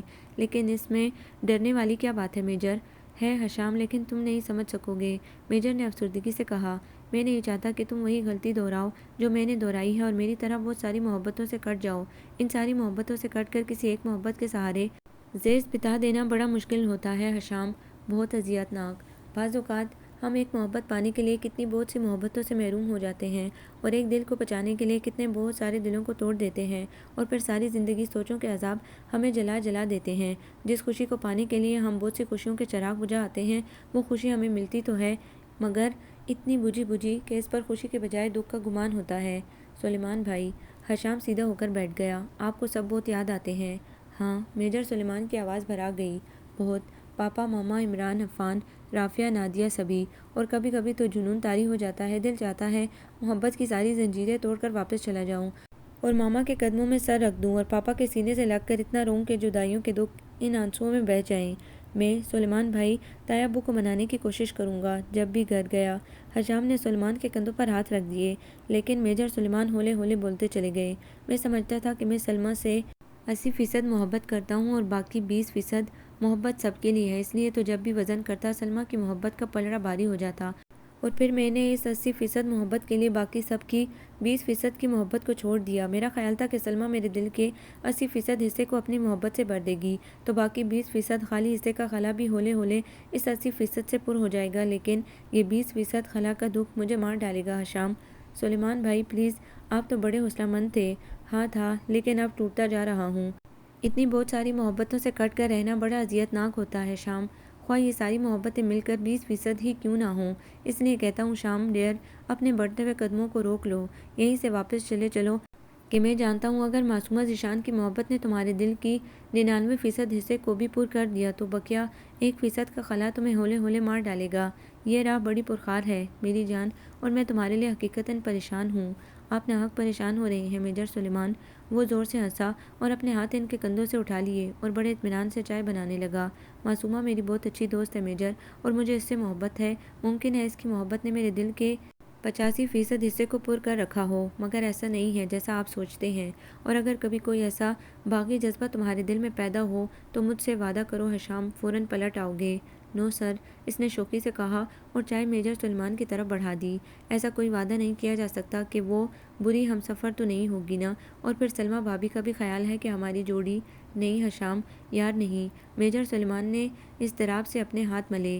انکل نہیں مانیں گے، کبھی نہیں، میں ان کا اکلوتا بیٹا ہوں، حشام نے بڑے مان سے کہا، اور اگر کبھی میں نے یا معصومہ نے ایسا محسوس کیا کہ ہم دونوں کو عمر بھر کی رفاقت کی ضرورت ہے تو مجھے یقین ہے پپا انکار نہیں کریں گے۔ تمہارا یقین غلط بھی ہو سکتا ہے حشام، اور تب تمہارا دکھ مجھ سے سوا ہوگا۔ مجھے یہ اطمینان تو ہے نا کہ ماما اور پاپا اکیلے نہیں ہیں، عفان، عمران، نادیہ، رافعہ سب ان کے پاس ہیں، لیکن تمہارے بعد تو انکل اور آنٹی کیا کریں گے؟ ان کے پاس سب ہیں۔ پھر بھی تم نے بتایا ہے ماما بہت روتی ہیں اور پاپا کمزور ہو گئے ہیں۔ پلیز میجر، کیپٹن حشام ایک دم ہی بیزار ہو گیا، کسی اور موضوع پر بات کرو، فی الحال میں اور معصومہ صرف دوست ہیں بس۔ اس نے میجر سلیمان کو تو اطمینان دلا دیا تھا لیکن خود اپنا اطمینان رخصت کر بیٹھا تھا۔ کتنی راتیں اس نے یہ سوچنے میں گزار دی تھیں کہ کیا یہ صرف محض دوستی کا جذبہ ہی ہے جو دن بدن میرے اندر اپنی جڑیں مضبوط کرتا جا رہا ہے، یا کچھ اور ہے، بقول میجر سلیمان کے کوئی اور ہی جذبہ، اور پھر ادراک نے اس کے وجود کی ساری عمارت کو ہلا کر رکھ دیا تھا۔ نہیں، اس نے اپنے آپ کو یقین دلایا، ہم صرف اچھے دوست ہیں اور معصومہ کیا سوچے گی کہ میں بھی دوسرے مردوں کی طرح اس کے حسن کی سیر میں گرفتار ہو گیا ہوں۔ نیز مجھے اس جذبے کو یہیں کچل دینا چاہیے، لیکن اس جذبے کو کچل دینے کی خواہش کے باوجود یہ دن بدن قوی ہوتا گیا، حتیٰ کہ ایک دن اس نے اس کے سامنے ہتھیار پھینک دیے اور اعتراف کیا کہ زندگی کے سفر میں معصومہ کا ساتھ اس کے لیے ناگزیر ہو گیا ہے۔ تب ایک شام کرنل واسطی کے بڑے سے لان میں گھاس پر بیٹھے بیٹھے بے چینی سے گھاس کے تنکوں کو توڑتے ہوئے اس نے معصومہ کی طرف دیکھا جو ہلکے گلابی رنگ کے لباس میں خود بھی گلاب کا پھول لگ رہی تھی۔ کیا بات ہے شام، تم کچھ پریشان ہو؟ ہاں سومی، اس نے ایک گہری سانس لی، مجھے خود سے ڈر لگنے لگا ہے۔ مگر کیوں؟ اس نے اپنی سیاہ گنی پلکیں اٹھائیں۔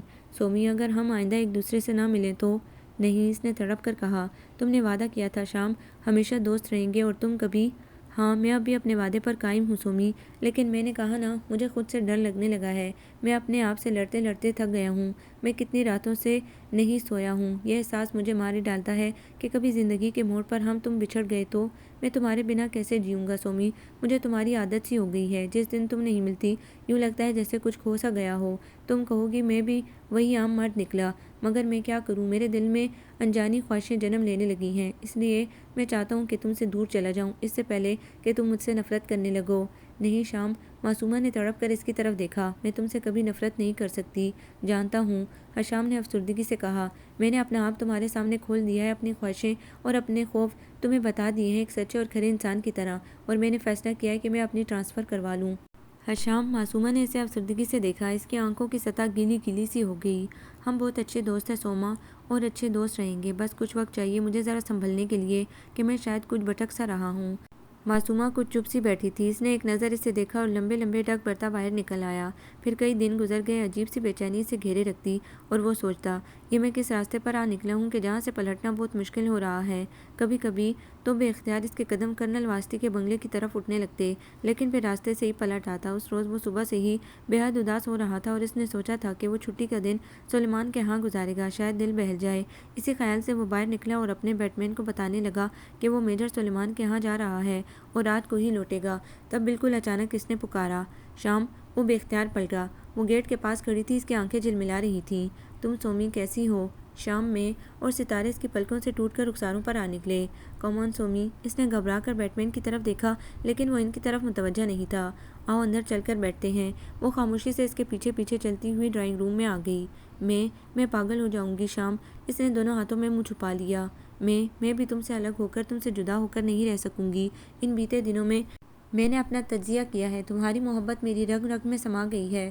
تم جو پہلے ہی دن اپنے سے لگے تھے شام، اب اور بھی قریب آ گئے ہو۔ تم نے ہر طرح سے مجھے متاثر کیا ہے، اور میرے دل میں بھی انہونی خواہشیں پیدا ہو گئی ہیں کہ تم زندگی بھر میرے ساتھ رہو، آخری لمحوں تک، ہم ہمیشہ ملتے رہیں اچھے دوستوں کی طرح۔ ہاں کیوں نہیں؟ حشام کی آنکھیں روشن ہو گئیں اور دل میں مسرت بھر گئی۔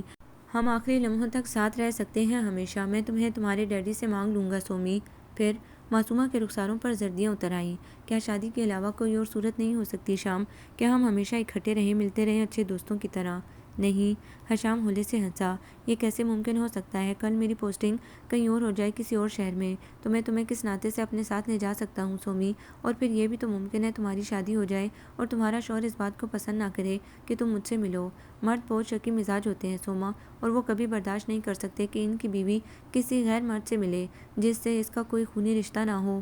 نہیں سوما، کوئی اور صورت نہیں ہو سکتی۔ میں نے اپنے آپ کو بہت ٹٹولا ہے، بہت سوچا ہے، اور مجھے یہ اعتراف کرنا پڑا ہے کہ تمہاری محبت میری رگ رگ میں خون بن کر دوڑنے لگی ہے۔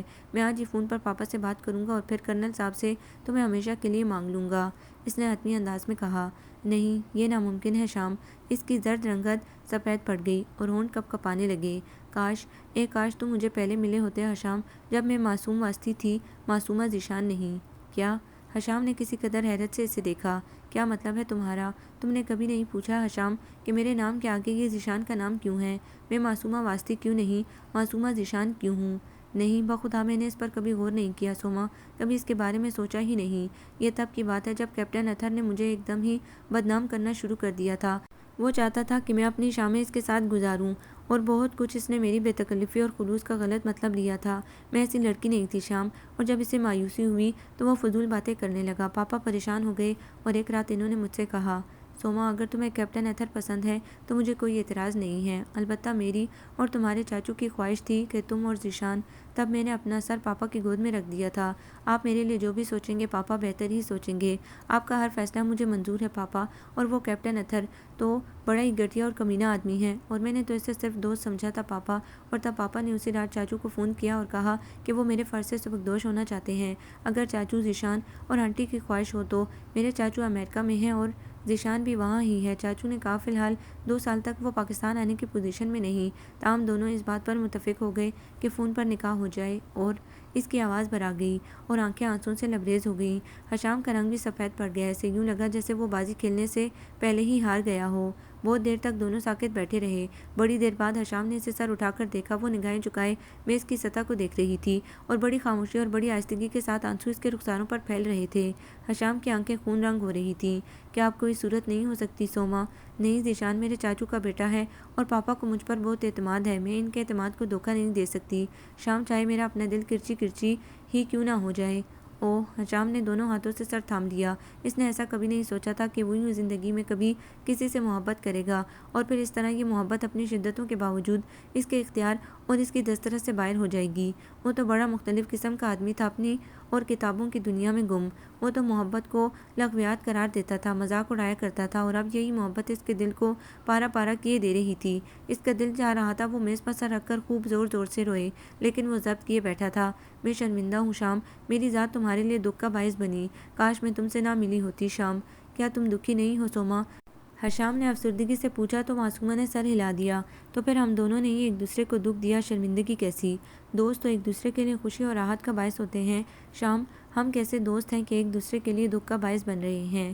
یہ دکھ ہم نے خود تو مول نہیں لیے، یہ تو محبت کی کوکھ سے پیدا ہوئے ہیں اور محبت نے ہماری جولی میں ڈالے ہیں۔ یہ سب تو مقدر کی بات ہوتی ہے۔ حشام بہت دل گرفتہ تھا۔ کوئی راستہ نہیں شام، معصومہ نے بے بسی سے ہاتھ ملے۔ کوئی راہ دکھائی نہیں پڑتی۔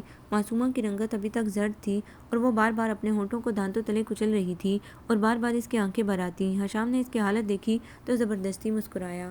ٹیک اٹ ایزی معصومہ، شاید کبھی کوئی راستہ سجائی دے جائے، شاید کوئی راہ نکل ہی آئے۔ کیسے حشام؟ معصومہ نے پر امید نظروں سے اسے دیکھا۔ نا امیدی گناہ ہے نا؟ ہاں، تو پھر نا امید مت ہو، کبھی کبھی بند راستے بھی کھل جاتے ہیں۔ اگر خدا کو ہمارا ساتھ منظور ہے تو کوئی نہ کوئی راہ ضرور نکل آئے گی۔ اچھا؟ اس کے زرد رخساروں پر لمحے بھر کے لیے سرخی سی دوڑ گئی۔ ہاں سوما، چلو ہم سچے دل سے دعا کریں، شاید ہمارا رب ہماری سن لے۔ ہاں، دعائیں بھی تو قبول ہو جاتی ہیں نا؟ معصومہ نے سوچا اور دونوں نے اپنے دل کو بہت سی امیدوں اور تسلیوں سے بہلا لیا، اور سب محبت کرنے والوں کی طرح وہ بھی اپنے دل میں خوش فہمیاں سجائے وقت گزارنے لگے، گھومتے پھرتے، لمبی ڈرائیو کرتے، کھیلتے ہوئے، ہنستے ہنستے۔ کبھی کبھی اچانک ہی وہ دونوں بے طرح اداس ہو جاتے۔ اگر ایسا نہ ہو حشام جیسا ہم سوچتے ہیں تو پھر؟ معصومہ کی آنکھیں آنسوؤں سے بھر جاتیں۔ اگر ذیشان نے طلاق نہ دی حشام تو؟ اگر عین وقت پر میری ہمت جواب دے گئی تو؟ میں پاپا اور چاچو کا دل نہ توڑ سکی تو کیا ہوگا؟ کچھ نہیں ہوگا سوما، وہ اسے تسلی دیتا۔ سب ٹھیک ہو جائے گا۔ ذیشان تو امریکہ جیسے ملک میں پلا ہے، وہ یقیناً بہت کھلے دل اور بلند ظرف کا مالک ہوگا۔ تم ابھی سے اپنے آپ کو ہلکان مت کرو۔ مگر خود اس کا دل اندر ہی اندر ڈوبتا رہتا، وہ کھو دینے کے کرب سے بار بار گزرتا، لیکن اسے تسلی دیے جاتا۔ ہاں سوما، سب ٹھیک ہو جائے گا۔ پھر میں ماما اور پاپا کے ساتھ تمہارے گھر آؤں گا نا؟ کرنل صاحب انکار نہیں کریں گے، مجھے یقین ہے، اور پھر ہم بہت خوش ہوں گے، ایسی خوشی جو خالصتاً ہماری اپنی ہوگی، جس میں غم اور اندیشوں کی ملاوٹ نہیں ہوگی، سچی اور کھری خوشی۔ اور وہ مسکرا دیتی، آنسوؤں میں بھیگی ہوئی مسکراہٹ، جس میں امید کے شوخ رنگ بھی ہوتے اور خوف کے زرد رنگ بھی۔ پھر وہ لمبی ڈرائیو پر نکل جاتے اور ڈھیروں باتیں کرتے ہوئے لہجہ بھر کو بھول جاتے کہ ان کے سروں پر تلوار لٹک رہی ہے، ان کی آنکھوں میں امید اور خوشی کے رنگ جلملاتے رہتے اور وہ ایک دوسرے کی معیت میں بہت خوش رہتے۔ لیکن پھر ایک دن یہ امید کے رنگ ہمیشہ کے لیے بجھ گئے۔ معصومہ روتے روتے نڈال ہو گئی اور حشام بے چینی سے ادھر ادھر ٹہلتے ہوئے بار بار مٹھیاں کھولتا اور بند کرتا۔ خدا کے لیے سوما، کچھ کرو۔ وہ چلتے چلتے رک کر اس کے پاس زمین پر گھٹنوں کے بل بیٹھ گیا۔ پلیز سوما، اس سے پہلے کہ تمہارے چاچو اور ذیشان آ جائیں، تم پاپا سے بات کر لو، انہیں بتا دو کہ تم میرے بغیر نہیں رہ سکتی۔ نہیں، پاپا ہمارے دکھ کے مر جائیں گے۔ تم زندہ رہو گی سوما، وہ تلخی سے بولا۔ کچھ بھی ہو، میں پاپا کو ٹوٹتے ہوئے نہیں دیکھ سکتی، میں ان کی خوشی کو قتل نہیں کر سکتی۔ میں قاتل نہیں ہوں حشام، خود کو قتل کر سکتی ہو۔ ہاں، میں نے بہت سوچا، بہت حوصلہ کیا، بہت ہمت بندھائی، مگر جب بھی پاپا سے بات کرنی چاہی، میری ہمت جواب دے گئی۔ رات ذیشان نے اسلام آباد سے فون کیا تو میں نے سوچا اسے بتا دوں کہ میں، مگر یہ بہت مشکل ہے حشام، بہت مشکل۔ مجھے معاف کر دینا حشام۔ وہ ایک بار پھر بلک بلک کر رونے لگی۔ حشام لب بھینجے اسے روتے دیکھتا رہا۔ میں پاپا کو رسوائی اور دکھ نہیں دے سکتی حشام، ماں باپ بہت انمول ہوتے ہیں۔ ہاں، حشام نے بے بسی اور حسرت سے اسے دیکھا، اس آدمی کی طرح جس کی منزل سامنے ہو لیکن جس کے پاؤں کٹ چکے ہوں۔ اس کے ہونٹ تھر تھر آئے اور پھر اس نے کھوکھلی آواز میں کہا، ہم ہمیشہ اچھے دوست رہیں گے سوما، جب جس وقت جی چاہے آواز دے لینا، آنکھیں بند کیے چلا آؤں گا، لیکن مجھے بھول جانا سوما، اور ایک بات یاد رکھنا کہ کبھی ذیشان سے میرا ذکر نہ کرنا، کہ آئینے میں ایک بار بال آ جائے تو پھر۔ نہیں حشام، مجھ سے اپنا آپ مت چھینو، اس طرح تعلق مت توڑو۔ اسی میں بہتری ہے سوما، حشام کی آواز بھرا گئی۔ ابھی ہمارے جذبوں میں شدت ہے، ممکن ہے ہم کسی لمحے بے اختیار ہو جائیں اور وہ ایک لمحہ تمہاری زندگی میں زہر گھول دے گا۔ ہاں، میرا وعدہ ہے کہ جب وقت نے میرے جذبوں کی شدت کم کر دی تو میں تم سے ضرور ملنے آؤں گا، اچھے دوستوں کی طرح۔ تب تم اپنے گھر میں بہت خوش، بہت مطمئن زندگی گزار رہی ہوگی، تمہارے چھوٹے چھوٹے بچے ہوں گے، پیارے پیارے، اور تمہارے دل کا 99.9 حصہ ان کی محبتوں سے بھرا ہوگا، اور تمہیں یاد بھی نہ ہوگا کہ کبھی ماضی میں تم نے اتنی شدت سے کسی کی تمنا کی تھی، ہے نا؟ وہ ہولے سے ہنسا، عجیب سی ہنسی تھی جس میں بے شمار آنسوؤں کی چبھن تھی۔ اچھا معصومہ، ذیشان اب تم جاؤ، کرنل صاحب پریشان ہو رہے ہوں گے کہ آج جب تمہارے چاچو اور ذیشان آ رہے ہیں تو تم کہاں غائب ہو گئی ہو؟ تم مجھ سے خفا ہو حشام؟ نہیں سوما پلیز مجھے اب تنہا چھوڑ دو، خدا تمہیں خوش رکھے، I wish you to good luck. اس نے اپنا منہ پھیر لیا اور معصومہ تیزی سے باہر نکل گئی، اور معصومہ کے جاتے ہی وہ بربری مٹی کی طرح بستر پر گر گیا۔ وہ جو اس کے سامنے بڑا حسن مند بنا ہوا تھا ساری ہمتیں چھوڑ بیٹھا۔ آج اس کی امید ہمیشہ کے لیے مر گئی تھی، اب وہ اسے کبھی نہیں پا سکے گا، وہ جسے ایک نظر دیکھ کر ہی دل نے اسے اپنانے کی خواہش کر ڈالی تھی، جو بڑی خوبصورت، بڑی دلکش تھی، اور جس نے اسے محبتوں سے روشناس کرایا تھا۔ اس کا دل پارا پارا ہو رہا تھا، اسے زندگی ایک دم بیکار، فضول اور مہمل شے لگنے لگی تھی۔ کیا فائدہ اس زندگی کا؟ اس نے بے چینی سے تکیے پر سر پٹکا، جس میں ہم اپنی مرضی سے جی بھی نہ سکیں، کسی شے پر ہمارا اختیار نہ ہو، وہ ہستی جو دنیا میں سب سے زیادہ عزیز ہو وہ ہماری آنکھوں کے سامنے کسی اور کی ہو جائے اور ہم کچھ نہ کر سکیں۔ کتنا بڑا المیہ ہے کہ میں کیپٹن حشام الحسن، جو محبت کا سب سے بڑا مخالف تھا، خود محبت کر بیٹھا اور پھر اس محبت کو پا ہی نہ سکا۔ آنسو اس کی آنکھوں میں جمع ہونے لگے اور وہ بے اختیار ہونے لگا۔ جانے کب رات ہوئی، کب بیٹ مین نے اسے کھانے کا پوچھا، کب اس نے اسے منع کیا، اسے کچھ خبر نہ تھی۔ اسے تو بس یوں لگتا تھا کہ اتنی لمبی، اتنی کالی رات اس کی زندگی میں پہلے کبھی نہیں آئی تھی۔ ساری رات وہ تکیے پر سر رکھے چپکے آنسو بہاتا رہا کہ زندگی میں پہلی بار وہ کچھ کھو دینے کے کرب سے گزر رہا تھا، اور ساری رات معصومہ کی وہ آنسو بھری آنکھیں، اس کے وہ زرد رخسار، تھر تھراتے ہونٹ اس کے تصور میں آتے رہے، اور وہ سوچتا رہا، یہ ناگزیر تھا، شاید یہ دکھ ازل سے ہمارے مقدر میں لکھ دیا گیا تھا، شاید ہمیں اسی طرح ملنا اور اسی طرح بچھڑنا تھا۔ دور کہیں اذان کی آواز آ رہی تھی، جب اس نے آنکھیں موند کر سونے کی کوشش کی تھی، اور ابھی اس کی آنکھ لگی ہی تھی کہ بیٹ مین نے اسے جگا دیا۔ کرنل واسطی آئے تھے۔ وہ ڈولتے قدموں سے ڈرائنگ روم میں آیا، اس کی آنکھیں انگارہ ہو رہی تھی اور سر بے حد بوجھل ہو رہا تھا۔ سلام سر، اس نے مسکرانے کی کوشش کی۔ اتنی صبح صبح؟ وہ امریکہ سے ذیشان اور وسیم بھائی کل شام کی فلائٹ سے آ گئے ہیں۔ اچھا، اس نے اپنی بند ہوتی آنکھوں کو کھولے رکھنے کی پوری کوشش کی۔ بیٹا تم جانتے ہو کہ میں اکیلا ہوں اور تمہیں بیٹوں کی طرح ہی عزیز رکھتا ہوں۔ میری خواہش تھی کہ تم معصومہ کی شادی کے سلسلے میں میرا ہاتھ بٹاؤ۔ معصومہ کی شادی؟ اس کا تھکا ہوا بوجھل ذہن چٹکنے لگا۔ ہاں بیٹا، تمہارا کیا خیال ہے، بارات کا انتظام کون سے ہوٹل میں ہو جو آپ مناسب سمجھے؟ اس نے اپنے سر کو ہولے سے جھٹکا۔ نہیں بھائی، مجھے کچھ پتہ نہیں، یہ باہر کا انتظام سارا تم ہی کو کرنا ہے۔ میجر سلیمان سے بھی مشورہ کر لینا، تم آخر معصومہ کے دوست ہو۔ جی بہتر۔ وہ اٹھا، لیکن اسے لگا جیسے زمین اس کے پیروں کے نیچے سے نکلی جا رہی ہو۔ پھر بھی اس نے ہمت کر کے آواز دی، رزاق چائے لاؤ۔ پھر وہ کرنل واسطی کی طرف مڑا۔ سر آپ ناشتہ کریں گے؟ نہیں بوائے، میں ناشتہ کر کے نکلا ہوں، لیکن تم شاید ابھی تک سو رہے تھے، خیریت تو ہے؟ خیریت کہاں تھی، اس کی عمر بھر کی پونچھی لوٹ رہی تھی، وہ بالکل تہہ دامن ہو گیا تھا اور اس کا دل رات سے کرچی کرچی ہو رہا تھا۔ تمہاری طبیعت تو ٹھیک ہے کیپٹن؟ کرنل واسطی نے پھر پوچھا۔ ہاں، اس نے کہنا چاہا۔ میں بالکل ٹھیک ہوں، لیکن لفظ اس کے ہونٹوں پر آنے سے پہلے ہی کہیں کھو گئے اور زمین اس کے پیروں کے نیچے سے نکل گئی۔ کرنل واسطی تیزی سے اس کی طرف لپکے۔ او بوائے، تم تو بخار سے جل رہے ہو۔ رزاق کم آن ہری اپ، ڈاکٹر کو فون کرو جلدی۔ کرنل واسطی ایک دم بہت پریشان ہو گئے تھے۔ میں ٹھیک ہوں سر، اس نے اپنے خشک ہونٹوں پر زبان پھیرتے ہوئے آہستگی سے کہا اور اٹھنے کی کوشش کی، لیکن آنکھیں بند ہوئی جاتی تھیں۔ کرنل واسطی کی آواز اسے بہت دور سے آتی ہوئی محسوس ہوئی اور پھر مدھم ہوتے ہوتے غائب ہو گئی۔ جب اس کی آنکھ کھلی تو وہ ہاسپٹل میں تھا اور میجر سلیمان اس کے بیڈ کے قریب کرسی بچھائے بیٹھے تھے۔ اسے آنکھیں کھلتے دیکھ کر نرمی سے پوچھا، اب کیسے ہو حشام؟ وہ لمحے بھر حیرانی سے اسے دیکھتا رہا۔ تم بیمار پڑ گئے تھے یار، بہت تیز بخار تھا۔ کرنل واسطی نے صبح صبح فون کیا تو میں اور سلمہ دوڑے چلے آئے۔ تمہیں پتہ بھی ہے 3 دن سے تم ہاسپٹل میں ہو؟ کیوں؟ اس نے سر ہلایا۔ اسے یاد آ گیا تھا کہ 3 دن پہلے اس نے کیسے کالی اور لمبی رات گزاری تھی۔ عجیب آدمی ہو یار، بیمار ہونا ہی تھا تو کم از کم مجھے اطلاع ہی کر دیتے، وہ تو واسطی صاحب نہ جاتے تو ہمیں خبر ہی نہ ہوتی۔ سوری میجر، وہ افسردگی سے مسکرایا، تمہیں اور بھابھی کو پریشانی ہوئی۔ رہنے دو یہ رسمی باتیں، غصہ آتا ہے مجھے۔ میجر سلیمان نے مصنوعی ناراضگی کا اظہار کیا۔ اچھا یہ بتاؤ ایمانداری سے، یہ بخار کیوں چڑھا لیا تھا؟ کہیں یہ کسی بات کا رد عمل تو نہیں؟ کس بات کا؟ اس نے انجان بنتے ہوئے پوچھا۔ یہ تو تمہیں بہتر پتہ ہوگا، خیر چھوڑو۔ میجر سلیمان نے بات پلٹ دی۔ میرے پاس تمہارے لیے خبر ہے حشام۔ کیا؟ اس کا دل تیزی سے دھڑکنے لگا۔ میجر شیرازی سے پتہ چلا تھا تمہاری سکردو پوسٹنگ کے آرڈر آ گئے ہیں۔ او خدا تیرا شکر ہے، اس نے ایک اطمینان بھری سانس لی۔ اتنے بیزار ہو گئے ہو ہم سے؟ میجر سلیمان نے شکوہ کیا۔ نہیں سلیمان بھائی، آپ سے بیزار نہیں ہوا، لیکن یہاں رہنا نہیں چاہتا۔ اگر میں مزید یہاں رہا تو شاید کرچی کرچی ہو جاؤں۔ آپ سچ ہی کہتے تھے، محبت کبھی کبھی اچانک ہی شب خون مارتی ہے اور پھر تہس نہس کر کے چلی جاتی ہے۔ مجھ پر بھی اچانک حملہ آور ہوئی اور میرے وجود کو ٹکڑے ٹکڑے کر گئی ہے۔ اگر بقول آپ کے محبت کے مل جانا ایک المیہ ہے تو اس کا بچھڑ جانا اس سے بھی کئی بڑا المیہ ہے۔ وہ اٹھ کر بیٹھ گیا۔ میں بیمار نہیں ہوں میجر، بچھڑ جانے کے عذاب سے گزر رہا ہوں، اور کیا بتاؤں کہ یہ کرب کیسے میری رگ رگ میں اتر کر مجھے نیم جا کیے دے رہا ہے۔ حشام تم؟ میجر سلیمان کرسی سے اٹھ کر اس کے قریب بیڈ پر بیٹھ گئے۔ تم معصومہ سے؟ ہاں سلیمان بھائی، آپ نے بھی مجھے نہیں بتایا کہ وہ جو معصومہ ذیشان ہے تو اس لیے کہ کسی ذیشان سے اس کا نکاح ہو چکا ہے۔ بخدا مجھے خود کچھ نہیں پتا، یہ تو میں ابھی تم سے سن رہا ہوں، اور جب میری پوسٹنگ یہاں ہوئی تو وہ تب بھی معصومہ ذیشان ہی تھی، اور مجھے کبھی کسی نے نہیں بتایا کہ وہ… پھر بھی میں نے تمہیں منع کیا تھا حشام، تم نے سمجھایا تھا کہ اس سے پہلے کہ پلٹنا مشکل ہو جائے پلٹ آؤ، مگر کچھ باتیں اوپر آسمانوں پر صحیفوں میں لکھ دی جاتی ہیں اور انہیں ہونا ہوتا ہے، ہم کتنی بھی پیش بندیاں کریں، کتنی بھی احتیاط کریں، وہ ہو کر رہتی ہیں۔ ایک پھیکی مسکراہٹ اس کے ہونٹوں پر آ کر معدوم ہو گئی۔ آپ نے کہا تھا میجر سلیمان کہ تمہارے دل کے 1% حصے کا خلا بھی ہولے ہولے تمہیں مار ڈالے گا، اور اب یہ جو میرے دل کا 99% حصہ خالی ہو گیا ہے تو میں کیسے جیوں گا میجر؟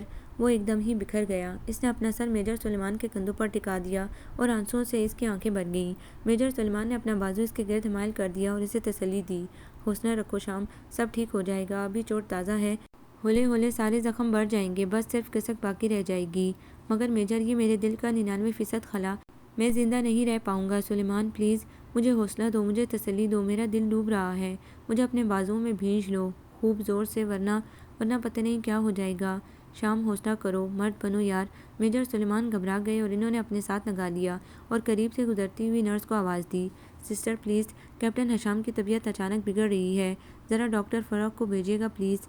نرس سر ہلا کر واپس پلٹ گئی اور وہ پھر حشام کی طرف متوجہ ہو گئے جس کا رنگ خوفناک حد تک زرد ہو رہا تھا اور جسم پسینے میں بھیگتا جا رہا تھا۔ وہ ایک بار پھر بے ہوش ہو گیا تھا۔ پھر کئی دن گزر گئے، وہ ہاسپٹل میں ہی رہا۔ ڈاکٹر حیران تھے کہ بخار اتر کیوں نہیں رہا، اور یہ کیسا بخار ہے جو بار بار اسے ہوش و خرچ سے بیگانہ کر دیتا ہے۔ یہ کسی قسم کا ڈپریشن ہے شدید، ڈاکٹر فرخ نے میجر سلیمان کو بتایا۔ اس کے لیے ذہنی سکون بہت ضروری ہے۔ میجر پلیز آپ اس سے پوچھیں کہ اسے کیا پریشانی ہے، وہ اتنا اپسیٹ کیوں ہے۔ اور میجر سلیمان تو جانتے تھے کہ وہ کیوں اپسیٹ ہے، مگر وہ اس کے لیے کچھ نہیں کر سکتے تھے سوائے دعاؤں کے، اور انہیں یقین تھا کہ وہ سنبھل جائے گا، بس کچھ وقت ضرور لگے گا۔ اور واقعی وہ ہولے ہولے سنبھل گیا۔ ہاسپٹل میں ہی اس نے سنا کہ معصومہ کی رخصتی ہو گئی ہے۔ کیپٹن اتھر بہت دیر تک بیٹھا فنکشن کی تفصیلات سناتا رہا اور وہ ہونٹ بھینجے دل پر جبر کیے سنتا رہا اور دعا مانگتا رہا، خدایا مجھے حوصلہ دے، ہمت دے کہ کہیں لگامیں میرے ہاتھ سے چھوٹ نہ جائیں اور کیپٹن اتھر میس میں ایک نئی کہانی سنا رہا ہو۔ ہمارا تو خیال تھا کیپٹن حشام کے معصومہ ذیشان جب بھی دلہن بنی دلہا تم ہوگے۔ تمہارا خیال غلط تھا کیپٹن، ہم صرف دوست تھے، اور تم اچھی طرح جانتے ہو کہ جب میں اس سے ملا تو اس کا نکاح ہو چکا تھا۔ نکاح ٹوٹ بھی تو سکتا تھا، ویسے معاف کرنا یار، تم دونوں ہر وقت اس طرح ساتھ ساتھ رہتے تھے کہ ہمیں اگر یہ گمان گزرا تو غلط بھی نہ تھا۔ ویسے تم اچھے دوست ہو، دوست کی شادی میں شرکت ہی نہ کی۔ جاتے جاتے کیپٹن اتھر پھر چوٹ کر گیا، اور اس کے جانے کے بعد اس نے سر تکیے پر رکھ کر آنکھیں موند لیں۔ تو یہ انجام ہوا اس محبت کا، اس نے دکھی دل سے سوچا، اور اب معصومہ ذیشان ہمیشہ کے لیے اس کی دنیا سے نکل گئی۔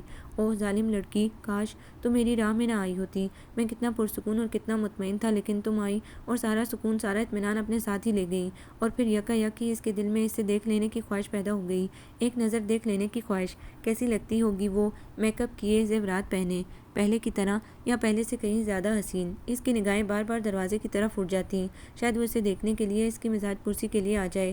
آخر وہ دوست تو تھے نا، اور دوست ہونے کے ناطے اسے آنا چاہیے تھا۔ کرنل واسطی اسے 2 دفعہ دیکھنے آ چکے تھے لیکن وہ نہیں آئی تھی۔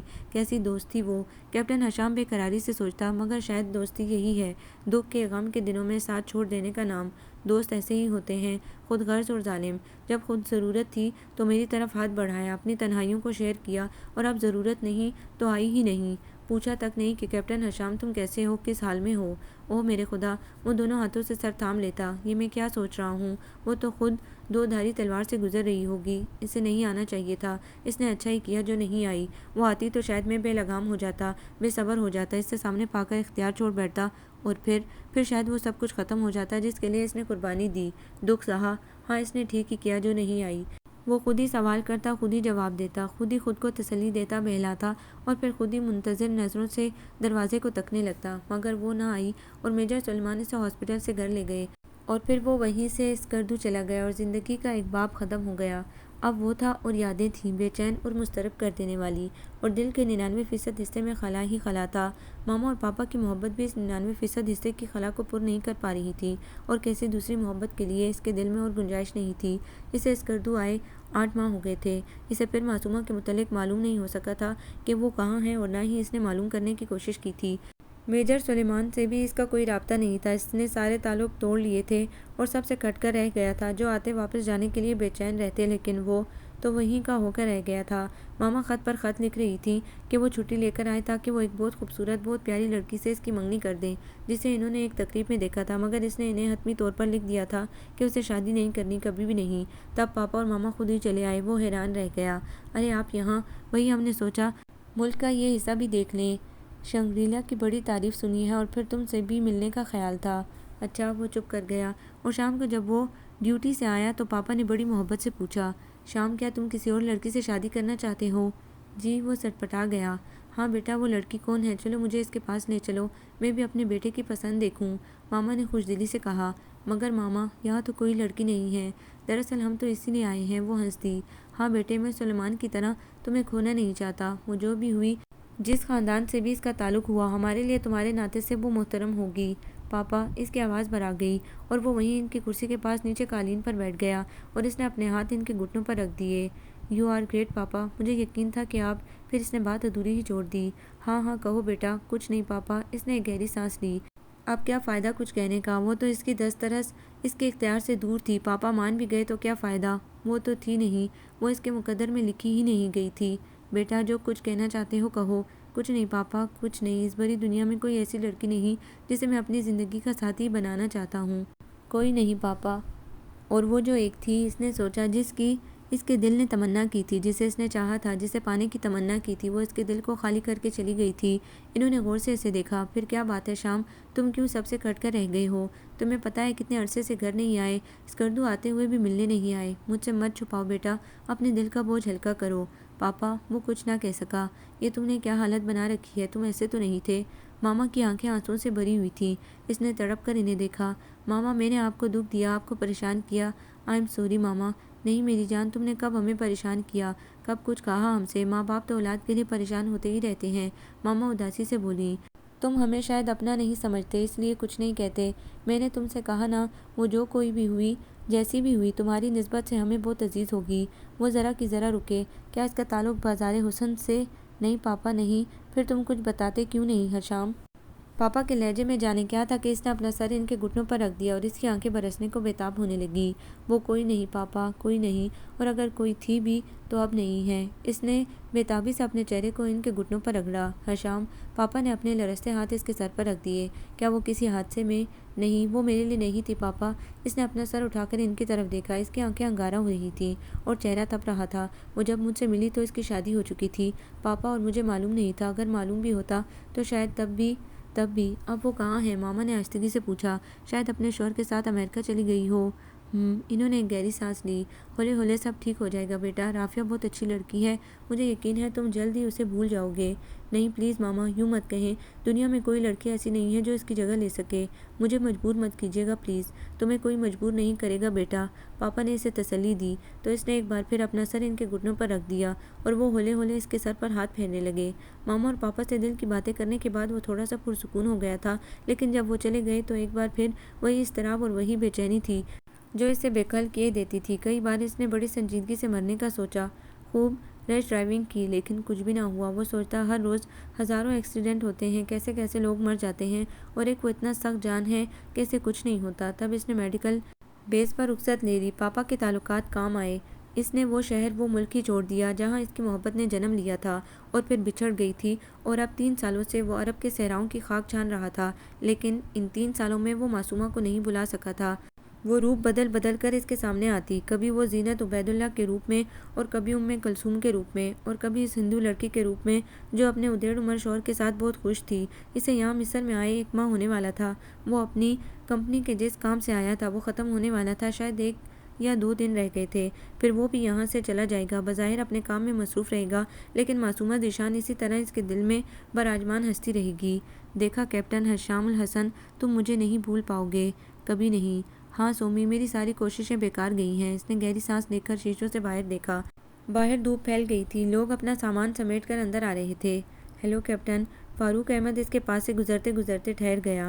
کب تک واپسی ہے؟ چند روز تک۔ اس نے سر اٹھا کر فاروق کی طرف دیکھا، وہ بھی اسی کی طرح الطاہرہ کا کرایہ دار تھا اور تعلیم کی غرض سے پاکستان سے آیا ہوں۔ آپ کی سیٹ کنفرم ہو گئی فاروق صاحب؟ ہاں۔ خوشی اس کے سامنے رخساروں پر بکھر گئی۔ پورے 4 سال بعد وطن لوٹوں گا۔ آپ کب سے سیر نوردی کر رہے ہیں؟ تقریباً 3 سال سے۔ وطن واپسی کب تک ہوگی؟ ابھی تو اس سال میں نے پھر کانٹریکٹ کر لیا ہے۔ اوہ، آپ کا دل نہیں چاہتا وطن جانے کو؟ دل تو پتہ نہیں کیا چاہتا ہے، اس نے سوچا اور فاروق احمد کی طرف دیکھ کر اخلاقاً مسکرایا۔ بیٹھیے نا آپ۔ نہیں، مجھے ابھی کچھ پیکنگ کرنی ہے۔ اچھا، wish you to good luck. Captain Hisham کھڑا ہو گیا اور اوپر اپنے کمرے کی طرف جاتے ہوئے اس نے سوچا، ایک نہ ایک دن سب ہی اپنے اپنے ٹھکانوں کو لوٹ جاتے ہیں، مگر میں کہاں جاؤں گا؟ میں نے تو سوچا تھا کہ یہاں آ کر اسے بھول جاؤں گا اور پھر ایک دن واپس وطن لوٹ جاؤں گا۔ پاپا سے وعدہ کیا تھا، مگر وہ اور ماما تو میرا انتظار کر کر کے ہی تھک گئے ہوں گے۔ اوہ سومی، تم میری یادوں سے نکل کیوں نہیں جاتی؟ میں تمہیں کیوں نہیں بھول پاتا؟ اس نے اپنے بالوں کو دونوں مٹھیوں میں لے کر کھینچتے ہوئے کہا اور تھکا تھکا سا بیڈ پر گر گیا۔ پھر نہ جانے کتنی دیر گزر گئی، وہ یوں ہی بیڈ پر آنکھیں موندے لیٹا رہا اور نہ جانے کب تک لیٹا رہتا کہ اچانک وہ دروازہ کھول کر اندر آ گئی، وہی ہندو لڑکی ماتھے پر تلک لگائے، مانگ میں سندور سجائے ہنستی ہوئی، اور پھر اسے بیڈ پر لیٹے دیکھ کر ٹھٹک گئی۔ معاف کیجیے گا جی، غلطی سے اندر آ گئی ہوں۔ کوئی بات نہیں، سارے کمرے ایک جیسے ہیں نا؟ وہ نادم سی نظر آ رہی تھی، بے دہانی میں اپنا کمرہ سمجھ کر آ گئی تھی۔ میں نے کہا نا کوئی بات نہیں، بیٹھیے نا۔ نہیں جی، وہ کمار جی انتظار کر رہے ہوں گے، ذرا دیر ہو گئی تو گھبرا کر ڈھونڈنے نکل آئیں گے۔ وہ کسی نازک ڈال کی طرح لچکتی ہوئی باہر نکل گئی اور اس نے سوچا، پتہ نہیں ان کی شادی کن حالات میں ہوئی ہوگی۔ شاید رتنا نے کمار سے محبت کی ہو، یا پھر شنکر کمار رتنا کی محبت میں گرفتار ہو گیا ہو، یا یہ شادی بالکل ارینج میرج ہو، شادی سے پہلے دونوں نے ایک دوسرے کو دیکھا تک نہ ہو، مگر جو کچھ بھی تھا اب وہ دونوں ایک دوسرے سے محبت کرتے تھے اور ایک دوسرے کی محبت میں گم کتنے خوش و خرم تھے۔ اس نے سائڈ ٹیبل پر پڑا ہوا ایک میگزین اٹھا لیا اور اسے دیکھنے لگا، تبھی وہ دونوں ہی آگے پیچھے اندر داخل ہوئے، مسکراتے ہوئے جیبے جیبے سے۔ آئیے کمار جی، حشام نے خوش دلی سے کہا۔ نمستے حشام جی۔ کمار نے گردن کو ذرا سا خم کیا۔ ابھی رتنا نے بتایا وہ غلطی سے آپ کے کمرے میں آ گئی تھی۔ ہاں، ایسا اتفاق ہو جاتا ہے، آپ تشریف رکھیں پلیز۔ ہاں۔ وہ دونوں ایک طرف صوفے پر بیٹھ گئے۔ رتی نے بتایا آپ تنہا ہیں، ہم نے سوچا چلیں آپ کے ہی کمرے میں چل کر بیٹھتے ہیں، اس کا خیال تھا شاید آپ ہوم سک فیل کر رہے ہیں۔ شکریہ کمار جی۔ حشام ان اجنبی لوگوں کے خلوص سے متاثر ہو کر بولا۔ آپ پاکستانی ہیں نا؟ رتنا نے اپنی لمبی سیاہ گھنی پلکیں اٹھا کر اسے دیکھا۔ جی۔ پاکستان میں آپ کا گھر کہاں ہے؟ لاہور۔ اوہ لاہور۔ رتنا نے ایک گہری سانس لی اور اس کی آنکھیں یکدم لو دینے لگیں، بالکل ایسی جیسے کبھی کبھی معصومہ کسی بات پر بے تحاشا خوش ہوتی تھی تو اس کی آنکھیں لو دینے لگتی تھیں۔ کیا آپ کبھی لاہور گئی ہیں؟ اس نے پوچھا۔ نہیں، لیکن رتی کو بہت شوق ہے لاہور دیکھنے کا۔ شنکر کمار نے محبت سے رتنا کی طرف دیکھا جو اس کے اس طرح دیکھنے پر شرما گئی تھی۔ حشام نے فون پر چائے کے لیے کہا۔ ارے نہیں حشام جی، رہنے دیجیے، ابھی چائے پی تھی، کمار نے منع کیا۔ کوئی بات نہیں، حشام مسکرایا، اب میرے ساتھ پی لیجیے۔ پتہ نہیں کیوں اسے دونوں میاں بیوی اچھے لگے تھے، مخلص اور سادہ سے۔ اس روز وہ بہت دیر تک اس کے کمرے میں بیٹھے باتیں کرتے رہے اور ان کی باتوں سے اس کا دل بہت حد تک بہل گیا تھا۔ جاتے جاتے شنکر کمار نے اسے ایک بار پھر اپنے کمرے میں آ کر ریکارڈر سننے کی دعوت دی، جسے اس نے قبول کر لیا۔ ضرور شنکر جی، ضرور آؤں گا کسی دن۔ لیکن پھر 2-3 دن گزر گئے، وہ بہت مصروف رہا، رات کو وہ خاصی دیر تک لوٹتا اور واپس آتے ہی تھکا تھکا سا بیڈ پر گر جاتا۔ اس روز وہ جلدی ہی آ گیا تو اس نے سوچا چلو آج شنکر جی کے ریکارڈوں کا ذخیرہ ہی دیکھ لیں۔ اپنا بریف کیس کمرے میں رکھ کر جب وہ ان کے کمرے کے پاس آیا تو اندر سے محمد رفیع کی آواز آ رہی تھی۔ سوگوار سی دھن نے اسے لمحے بھر کے لیے اداس کر دیا تھا۔ شاید رتنا کمرے میں نہیں ہے، جبھی تو کمار صاحب اپنا شوق پورا کر رہے ہیں، ورنہ اسے تو شوق دھنوں والے گیت ہی اچھے لگتے تھے۔ سوچتے ہوئے اس نے ہولے سے دروازے کو دھکیلا، دروازہ اندر سے لاک نہیں تھا اور سامنے ہی بیڈ پر رتنا اوندھی لیٹی تھی۔ سوری۔ وہ ایک دم پلٹا تو رتنا چونک کر سیدھی ہو گئی، اس کا چہرہ آنسوں سے بھیگا ہوا تھا، شاید وہ رو رہی تھی۔ آ جائیے حشام جی۔ اس نے ہاتھوں کی پوچھ سے اپنی آنکھیں پونچھی، وہ شرمندہ شرمندہ سا اندر چلا آیا۔ میں سمجھا شاید کمار جی اندر اکیلے ہیں، وہ تو باہر گئے ہیں، کسی صاحب سے ملنا تھا۔ اب وہ سنبھل گئی تھی۔ آپ نہیں گئی؟ حشام ایک طرف کرسی پر بیٹھ گیا۔ نہیں، بس دل نہیں چاہا۔ اس نے اپنے لمبے گھنے چمکیلے بالوں کو دونوں ہاتھوں سے سمیٹ کر جوڑا بنایا۔ حشام غور سے اسے دیکھ رہا تھا، اس کی روئی روئی آنکھوں میں گہری اداسی تھی۔ سب کے راستے لگتا ہے جیسے کوئی نہیں ہے میرا۔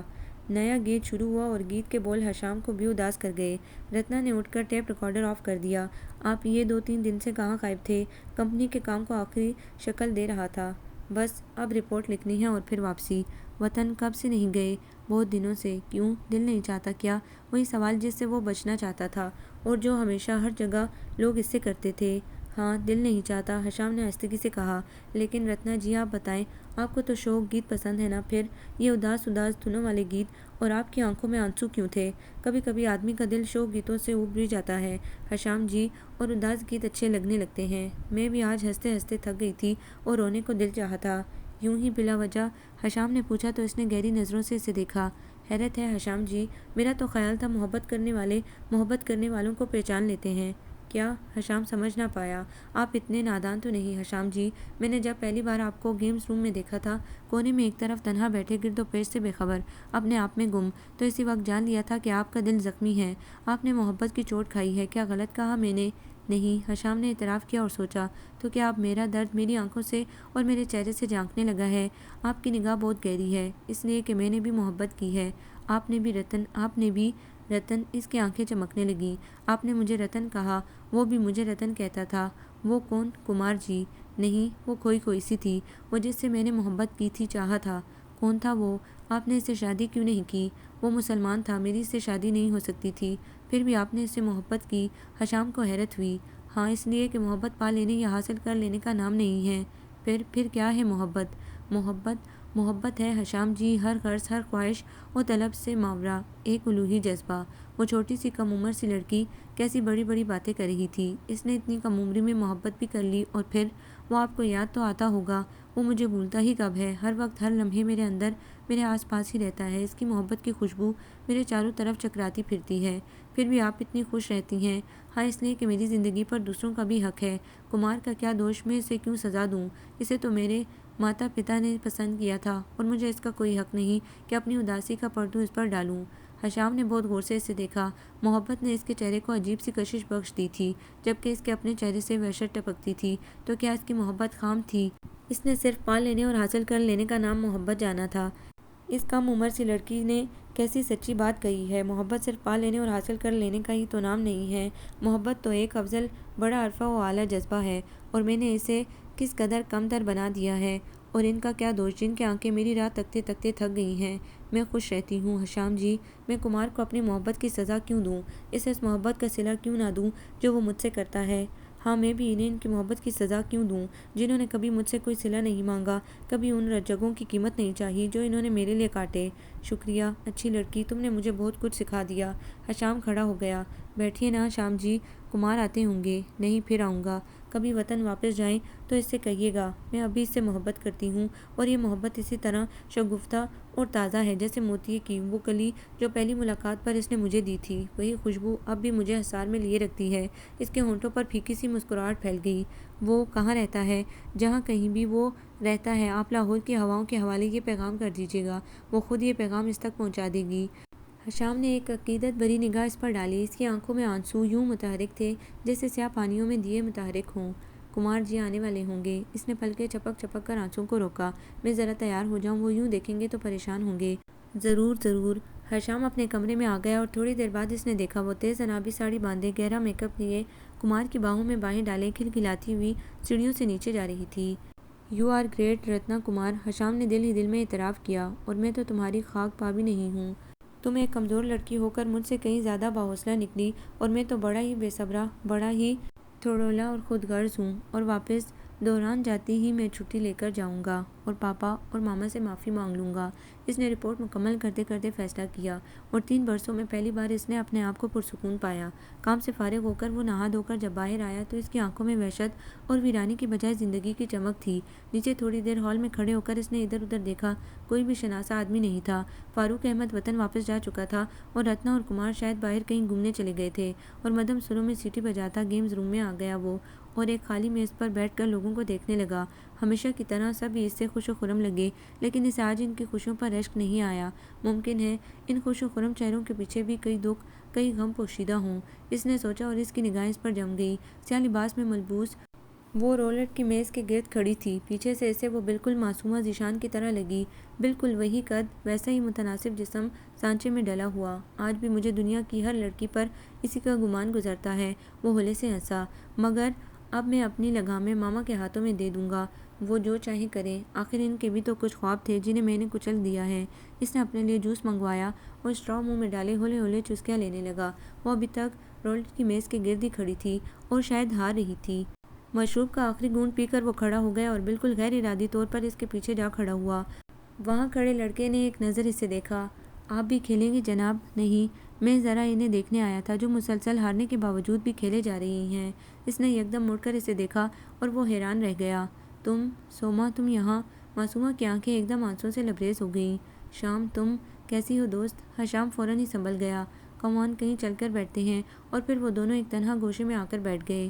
کچھ پیو گی؟ نہیں، اس نے سر ہلایا اور حشام نے غور سے اسے دیکھا۔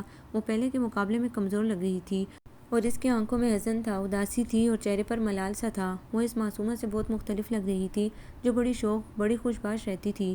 بظاہر وہ خود کو بڑا پرسکون رکھنے کی کوشش کر رہا تھا، لیکن اس کے اندر ہلچل مچی تھی۔ فیصلے کی اس گھڑی میں یہ تم کہاں سے آ گئی ہو سوما، مجھے متزلزل کرنے؟ کتنے برسوں بعد تو میں نے پلٹنے کا فیصلہ کیا تھا ان لوگوں کے لیے جو مجھ سے محبت کرنے کی سزا بھگت رہے ہیں، میری جدائی کا کرب سہ کر، ایک چھوٹی سی لڑکی کے کہنے پر جو مجھ سے کہیں زیادہ بڑی اور عظیم ہے۔